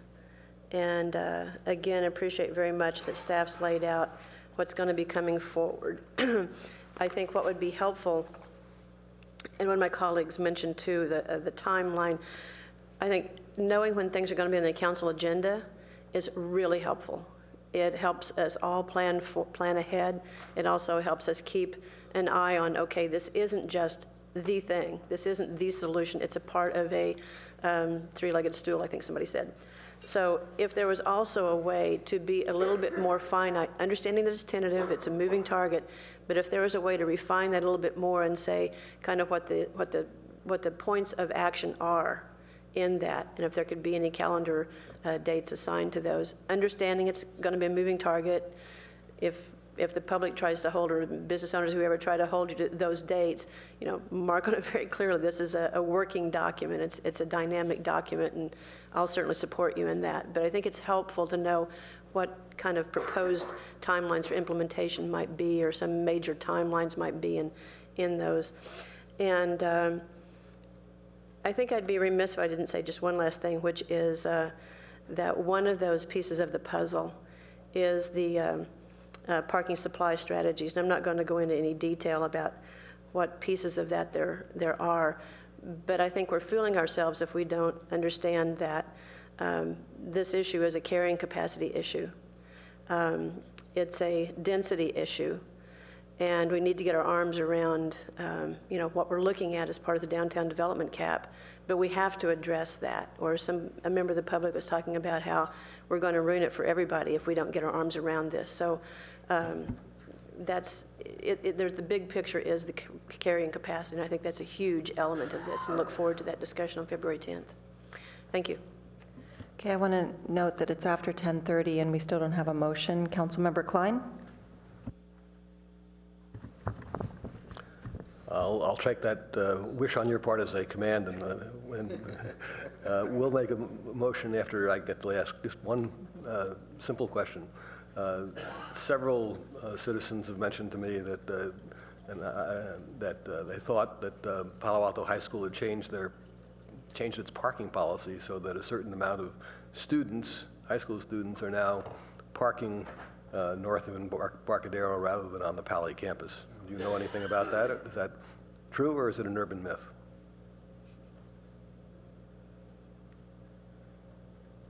We don't know anything about it, but I have a call scheduled with the superintendent on a different subject tomorrow, and I will be happy to track that down. Thank you. What I'm going to move is the staff recommendation plus 5 of my own thoughts to modify that. And so let me say that what those 5 are, while moving the staff recommendations plus. 1, to urge the staff to simplify the process that's been outlined so far in the material that we have before us, so that a neighborhood starting from scratch would be at the end, that is, be able to get to the council to enact a trial program in not less than, not more than 1 year from the time the citizens started. And 2, that staff return to us with a timetable for the various activities that are laid out in the report, the stakeholder group, the return of draft ordinance, return of the modified draft ordinance, things of that nature, all spelled out, so that we could have the trial period start on January 1, or the first business day, I should say, of 2015. I think that's whatever that is, January 3rd or 4th. And please work back, and the staff to work back from that date. I think that implies that council would have to take its action by somewhere around November 15th. And I have and if I have a second to my motion, I'll explain why I got to those dates. Next one, to automatically include the downtown north and Professorville neighborhoods as having satisfied the condition listed on page 267.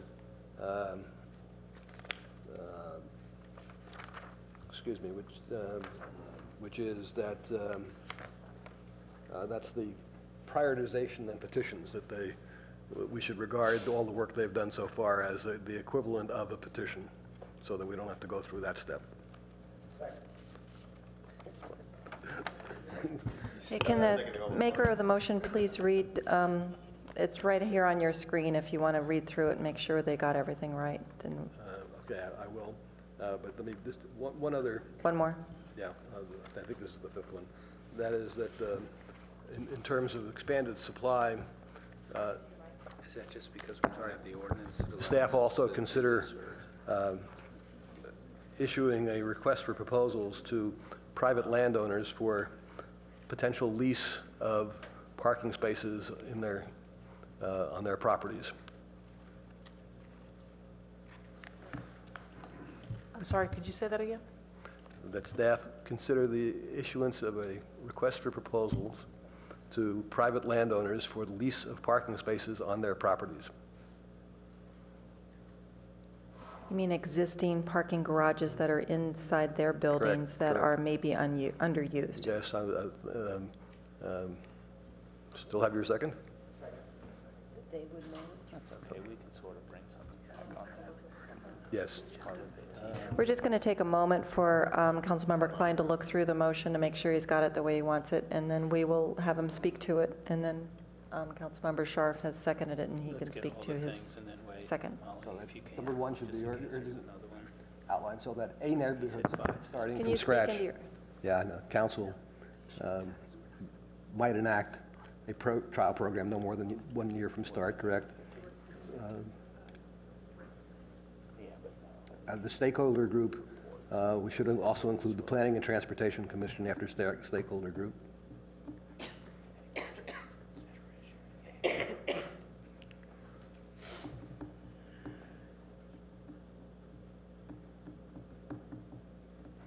And this last sentence, last line of number 2 should be staff work back from that date so that council could take action around November 15th. 3 should be, instead of included, should be regard downtown North and Professorville as having satisfied recommendation A listed on page 267. And that should be capital P prioritization of capital. It's not of, it's and prioritization and petitions.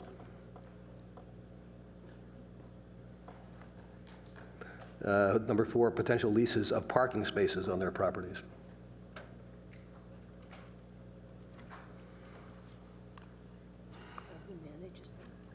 To be determined.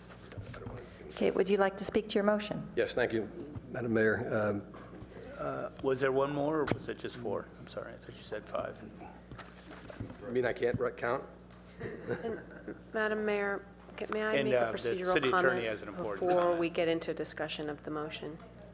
After the first and seconder of the motion got to speak, I was going to go down to staff to find out how this motion will function and how. There's an issue with one part of the motion right with now. respect to the. Do you want to address it right I now? do. Okay, go ahead. So the staff has carefully structured the item tonight to be general in nature and has deferred specific neighborhood issues where council members and key staff may have conflicts. And part of the motion number 3 does raise some specific recommendations as to a couple of neighborhoods. So I would encourage council to not take that issue on at that level of specificity this evening. I think that can be referred to staff for their consideration, and that would allow you to move forward with the remainder of the items without having to deal with I knew you were going to substantial say recusals. that. I'm not surprised you said that, but I am concerned that people who've put in a lot of work shouldn't have to go out, and so I want to find a method to not require people to do the same type of work all over again. And if that means 1 or 2 council members can't vote on that particular, why can't we separate out that item? We potentially could. The item is not set up for that. I believe there are potentially 4 council members and several of the key staff members who are carrying the item before you tonight who would not be able to participate. So we have to set that up and segregate that item off.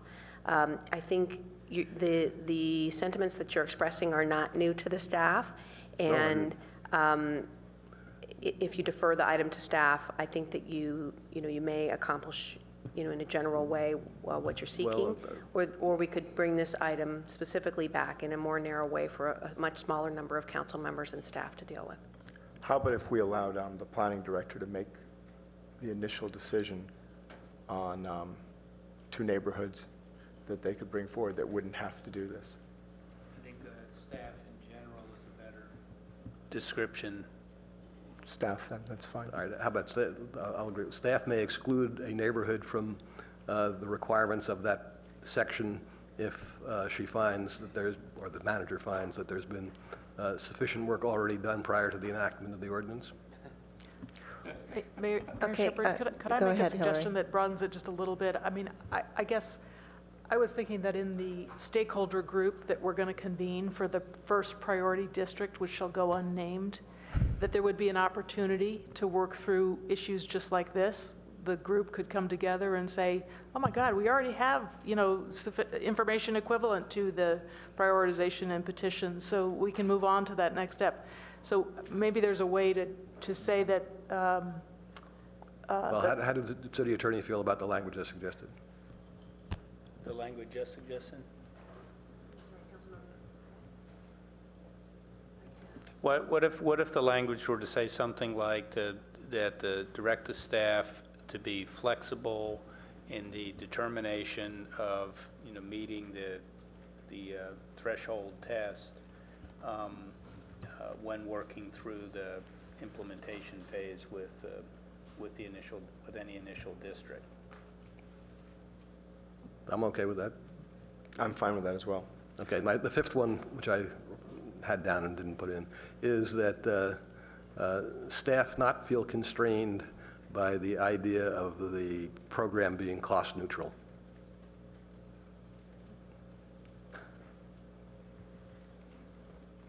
Yeah, no, I haven't been proceeding on that anyway, so I'm comfortable with that. Well, there's a number of statements that we wanted to have the program be cost neutral, and I'm saying...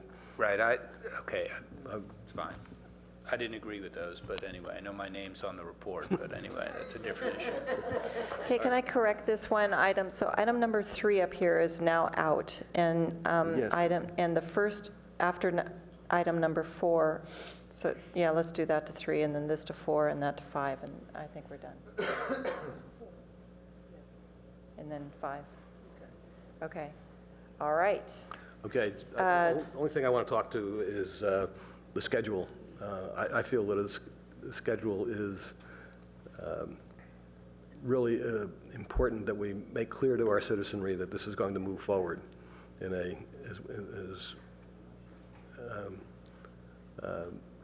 expedited manner as possible, given the complexity of the issue. And thus I want to make sure that when the staff comes back, Hillary, Jim, that we have clear programs. So, for example, we want to make sure that the Planning Commission has time to consider it, but that it doesn't stay in the Planning Commission. If they can't handle it within a month or 6 weeks, that it comes back to council, things of that nature, so that we can keep this moving along. Just as a general matter, I think that Councilmember Burt set the stage correctly for us. This is a very tricky economics problem. We have more demand than we have supply, and we have to come up with some balancings to who's going to get the available supply while we're both reducing demand and increasing supply. But those take a longer period of time, and I think that behavioral economics would say, just as I think the Councilmember Burt said, that by having these constraints in place, we will encourage people to find other ways to either reduce demand or increase their own supply. And just as a general comment, I want to conclude by saying, to me, and I've lived here now for, thank you, for 47 years, and what attracted me to Palo Alto is still what keeps me here, and rather than living in Portola Valley or Los Altos Hills or Atherton, fine communities that they may be, I find that having a vibrant business community and all of the other things that go along with it make Palo Alto a far more interesting place to live.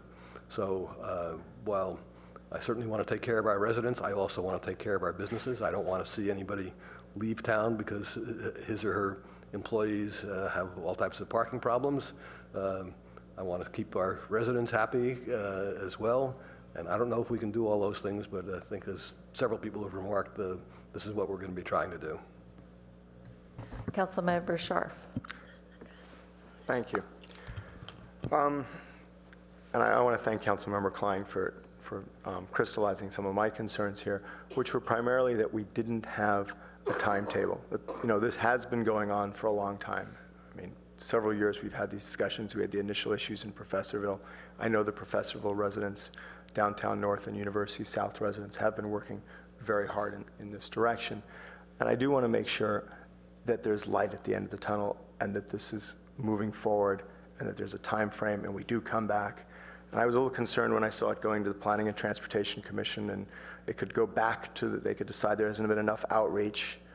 You know, in Palo Alto, we can always decide there's not been enough outreach, and legitimately so. But I mean, it can, and I think we need to get this moving and get the framework in place.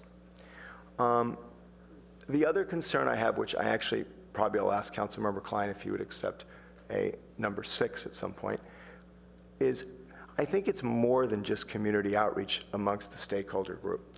And so I just wanted to ask a question of how you perceive this. We passed this tonight. You go out and you convene the stakeholder group simultaneously now while you're drafting the ordinance, right? As part of that, you know, we heard from Whole Foods, for instance, and I'll use that as an example. He said, I have 200 employees, you know, where are they going to park? One of the things we do really effectively with our utilities when we're looking at trying to reduce greenhouse gas emissions is we tell people exactly what your options are. And I guess what I'm looking for in the number 6 at some point is I think we need a plan that's developed with the stakeholder groups and that, but also that's primarily developed by staff that says, you know, here are the different options you have. We're going to have some permit parking in the neighborhood. You as a business can buy this, for instance. How many employees do you have? You have 200, but at any one time you only have, you know, I'm making this up obviously, 60 in the store. Those 60 people, we can transfer permits or, you know, where you look at developing a plan for the businesses. And it may take discussing it with individual businesses, frankly, about how you do this. And there may be issues about, you know, businesses working together and all that. But I do think we need to have some sort of where we say to people, here's the plan, here's the option. You know, and there's different businesses. There's Whole Foods with 200 employees. There's Watercourse Way that came and spoke. There were dentists that spoke with their 10 women employees. I think there was 2 of those. And I think we need to have this plan. And I don't want to tell staff what to do, but I think we need a plan that says, here are the different options given. And that's whole part of this balancing act of how we take away the fear. Because I heard a lot of fear here from the business community tonight in terms of where, you know, you're going to drive me out of business, where are my people going to park? And I think we need to address that. And it may very well be we say to Whole Foods, you know, you need to buy this number of permits and this is what it's going to cost you. This is the solution. But I think we have to offer a solution instead of just saying, go park somewhere else. That obviously doesn't work. I think it's more than just talking in a stakeholder group. I think it's staff coming up with a plan. So I don't know if you're all right with that, Councilmember Klein, but I'd like to put a number 6 in there that says, you know, have staff develop a plan to minimize the disruption when we implement the RPP that comes forward as part of this. I'd agree with that. That was also part of my reasoning for a January start date so that we don't have the disruption that the plan may have during the Christmas season. So great. So I think I'd like to say something like, you know. No, so I agree with what you're proposing for number 6. For staff to say. I see lights on by staff. Do you want to take their comments first? I'm sorry. I guess I'd just like to ask for some clarification on that. We were envisioning a stakeholder process that is going to be challenging, we know, to convene and get the right people in the room and then to have constructive conversations. We're going to need a crackerjack facilitator to make sure that we're tackling all the issues and doing it in a constructive way so we can get to a solution in a timely fashion. I'm a little anxious about bringing a facilitator in and then directing them to start from a sort of a predetermined proposal. So no, I mean, I think it's 2 things. I think you have the community reach out and the facilitator, but I also think there's a second component to this, which does not include a facilitator. It includes staff having a menu of options where you basically say to businesses, you know, this is going to occur, just like we do with our utilities. I get these little pamphlets all the time. It says, you know, we can send someone to your home that says you can reduce your greenhouse gas emissions by doing this. We need to have some solutions for businesses that say, okay, you can come to us and we can give you a solution here. That, you know, you tell us what your problem is and we will have a menu of solutions and we're going to sell you X number of permits. We're going to, and part of that the number of permits you sell has to come out of the stakeholder group. But then you have to think to yourself and say, well, we're going to have some retail businesses, for instance, and I think a couple council members mentioned this, that said retail people are not going to be able to afford it. So we're either going to say the business needs to pay for that, or we're going to have to offer reduced prices either on rooftop parking you talked about, or you talked about selling cheaper permits in the neighborhoods for people that couldn't necessarily afford it. And I don't want to be prescriptive about what the answers are to that, but I think you need a plan. And I don't necessarily think all that plan is developed in the stakeholder groups. I think that's too big. I think you need to come with different menus, and you decide what of those menus are palatable in the stakeholder group. I mean, it may be that you decide that there's 25% parking in the neighborhoods. You may decide there's 30% parking in the neighborhoods. You may decide there's 10%. That's a stakeholder group issue. But then you've got to figure out, you've got to also determine how many cars are in the neighborhood. If there's 1,500, you've got to say, we're going to displace 1,500 cars the day this goes in. Where are those cars going to park? And you've basically got to talk to each individual business and say, we've got at least the big ones like Whole Foods and have the opportunity for people who are concerned about it and afraid to come and say, well, what am I going to do? This is my situation. And you say, well, we're selling you these permits to go here, or we're doing this. This is the plan. And that's what I want you to come up and develop. Yeah, City Manager. Well, so I guess one of the things I'm hearing is that distinguishes this from something that could be an expectation to evolve out of the stakeholder conversation is you want to make this more explicit and have it a part of this directive. But I'm going to go back to, so I understand the intent, but I want to go back to whoever made a comment here earlier that whatever we're doing in the near term will be disruptive. Oh, it has been disruptive already. There is no way for us in the short term, and we've acknowledged all along, to be able to net out all of the impact, because that's going to be awaiting some of these other, adding more to the parking supply, getting the shuttle system going, other TDM things. There's going to have to be a gap. So if there is an understanding that the effort is to minimize disruption. Not eliminate, it's minimize. Minimize disruption. Minimize. And disruption is in the eyes of the beholder, if I can paraphrase. There will be differences. That the scheduled timeframes that the council has also established in here, in a sense, almost take precedence to number 6. And I guess what I'm trying to get at, if we're in a big debate about whether this is minimizing disruption versus the ability to meet a deadline to make a recommendation to impose something, what prevails? Well, you can always come to council and ask. Well, that's right. Well, I mean, we can't it's always do that. Okay. Then with that qualification, I would say we may be coming back to council, just so we're clear. And again, not to understand the intention, because I do think the intention is we can't just leave folks hanging and say, here's 25% and you're on your own as far as figuring out the gap. And I also think that we can be good about identifying what the solutions are, but understanding there still could be a gap.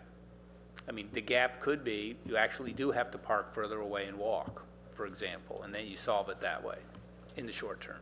Okay. Okay, well, we've all had a round, and I'm going to go ahead and chime in. Vice Mayor, and this is... I'll make one very quick comment. I'm supporting the motion. I'm not adding anything to it. Is that what you're looking for? No, I just want, if you want to make a comment. On the motion? On the motion, I'm going to go make my comments, and then we'll vote, but go ahead. Would you like to respond to anything? You and I are the two that have not made any comments tonight yet. I need to on this respond to round. the motion, so that's what I will do. Okay. So I'm going to support the motion. I think that it's been laid out very well. The only thing I would add to this, which is not going to alter anything, is what's happening tonight is a big deal. This is, I know how long, how hard this has been worked on. I heard Councilmember Burt say earlier this has been considered any number of times before. It hasn't gone through. So there's a system that's broke, and this is our plan to fix it. Amen. Thank you. Actually, thank you for the motion. I really am unhappy to see this last item, number 6 here, Councilmember Scharf. I don't think that's necessary. I think we have the next 3 meetings we are going to be treadmilling through opportunities and alternatives for transit demand management, parking's outside of the area with shuttles coming in. And so I think that staff is working really diligently on trying to minimize the disruption by bringing all of these pieces together. I still will be supporting this. I just wish that was not in this. And actually, I just want to let the whole community know, I wish that we could roll this back. I wish that we did not have to do an RPP. It's time-consuming, it's inconvenient for both the residences and the businesses, and yet at the same time, this is where we are in Palo Alto, and we can't change that.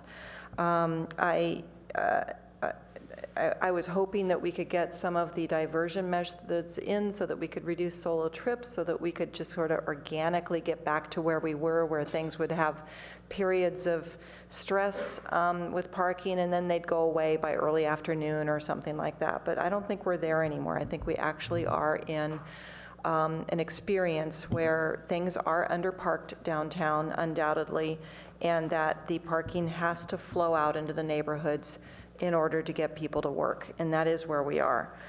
I do find it interesting that I do learn that there's legislation coming through where, companies that have more than 50 more employees will need to have a transit demand management inside their own plan as a business.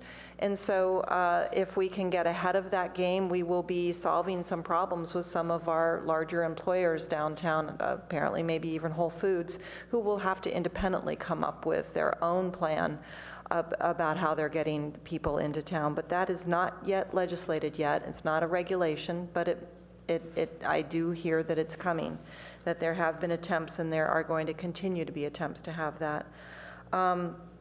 I have to say, since I'm up on the 7th floor now in the mayor's office, I look over at the Cowper Street garage and notice that there's like 2 cars up there every day, maybe 3 on the top of the garage. And that concerns me, that we're just not utilizing our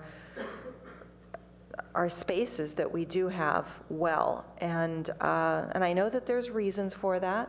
We've identified some of them. We're going to identify more of them. But I hope to see all of those parking spots used by people who need to have them, because what I am convinced of from what I hear is that communities like ours, for example, Stanford has 40% of reduction of solo car trips. That's huge. Others can get 30%. So we know that between 60 to 70% of the people just need to drive. And so we are going to have to solve that problem. Now, what we haven't talked about is the fact that some people who ride Caltrain want to park for free and take Caltrain. And so this will push them over into the Caltrain parking lot, which is a good thing because that's what the Caltrain parking lot is for. And also Stanford, we learn, anecdotally that people park and then they ride their bike or get on the Marguerite to go over to Stanford. So this will eliminate that, and this will make everybody own their experience more as to how people are mobilizing in order to get to work. So I will be supporting this motion. I do believe that when it gets to criteria, I would like to see a little more of the 50+1. I think 55% would be a better experience for me. And the only reason why I say that is just in my own neighborhood, we went and voted in, not quite as strategically as you're going to be voting, but to do either an official homeowners association with rules and bylaws and everything or not. And we came up 50-50 with one person voting for it. And then I complained saying, well, I never really voted. I would have voted no. And so we would have been equal. So I really do think you need to get a little bit more than just that 50+1 vote on something that can be permanently a big project for a neighborhood. And I want to see that big buy-in. Now, I have 2 people with lights on. Councilmember Klein, you've made the motion. Do you have something that you'd like to say on your motion? Excuse me, I think we left one thing out of paragraph number 2, staff to return with the timetable. I meant to ask the city manager what's a good date to return that by. End of February, perhaps? So, I don't know, could we get through these next items that we've got in February before we come back? And be sort of focused on the parking issue on the 10th and the TDM on the 24th, so if we come back in early March, is that okay? First meeting in March? Does it have to come back to a meeting, or it can't be an informational item? I Yeah, well, I That think we seems want to like see an it. appropriate day. Sorry, I couldn't hear you, Jim. The Ides of March. Oh, no, the Ides of March gets a bad rap. March 3rd. Yeah. We can come back by March 3rd. March 3rd. Good, thank you. I also had something. I think Councilmember Burt brought it out, that it's residents, landlords, and businesses as part of the stakeholder. Do you mind putting landlords in there for the stakeholder group up above? It's fine with me. Can you find that? It's up under number 2, direct staff to concurrently convene a stakeholder group of residents, landlords, and businesses. Landowners and businesses. Okay. When is it the landowners, not the landlord? Don't you mean landowners/landlords? Residents, businesses, and landowners. Yeah. You could be own the building and not own the land. You can do a lease. Okay, This is. It's landlords. They'll be able to get. You want to do landowners? Is that what you? I would do landowners/landlords. Landowners/landlords. Okay. Councilmember Holman, you've got your light on. I don't want to do another round, so is this a quick question? It's a question about the motion, of course, number 2. And it's a question for staff as much as it is for the maker of the motion. This is very prescriptive when it says so that we can have a trial period beginning on 1/1/15. And I'm wondering, because of, especially if the first neighborhoods that get incorporated in such a program already have a fair amount of data that's been gathered, I'm just wondering if it could be no later than 1/1/15 and avoiding holidays, holiday disruption. It seems like we've got a big leg up on some of these neighborhoods, so it's very prescriptive to say to begin on 1/1/15. Can we just say no later than 1/1/15, avoiding, respecting Councilmember Klein's? Yeah, I wasn't that the intent. That's the way I was interpreting. Well, I really want to avoid the Christmas season. I think that Councilmember Burt has accurately pointed out that we may have some unanticipated problems, and I think the last time you wanted to have merchants work that through is from November 15th to this January 1st. So it seems to me that if we get everything done much earlier, which I sort of doubt, then we can always change it. But I don't want to be in the position of having to say, oh, we didn't really mean something to take effect. So I would prefer to leave it as it is. All right. Well, we usually try to avoid being this prescriptive, so just clarification from staff then. If it can be accomplished earlier, obviously you'll bring it earlier. So the concern I have about this, like, if we shoot a target that's way out there, that's the target we're going to hit. We're not going to do anything earlier because that's just how nature is. All right. I'm still thinking we won't find it as an experience as being way out there. But, I mean, I think that that's 10 months by the time we really get rolling here at the end of the month. So, anyway. Okay. We get done in August, we'll bring it in August. All right. Can we go ahead and vote on the board, on the motion? And the motion is very long and lengthy, so I think we've all read it.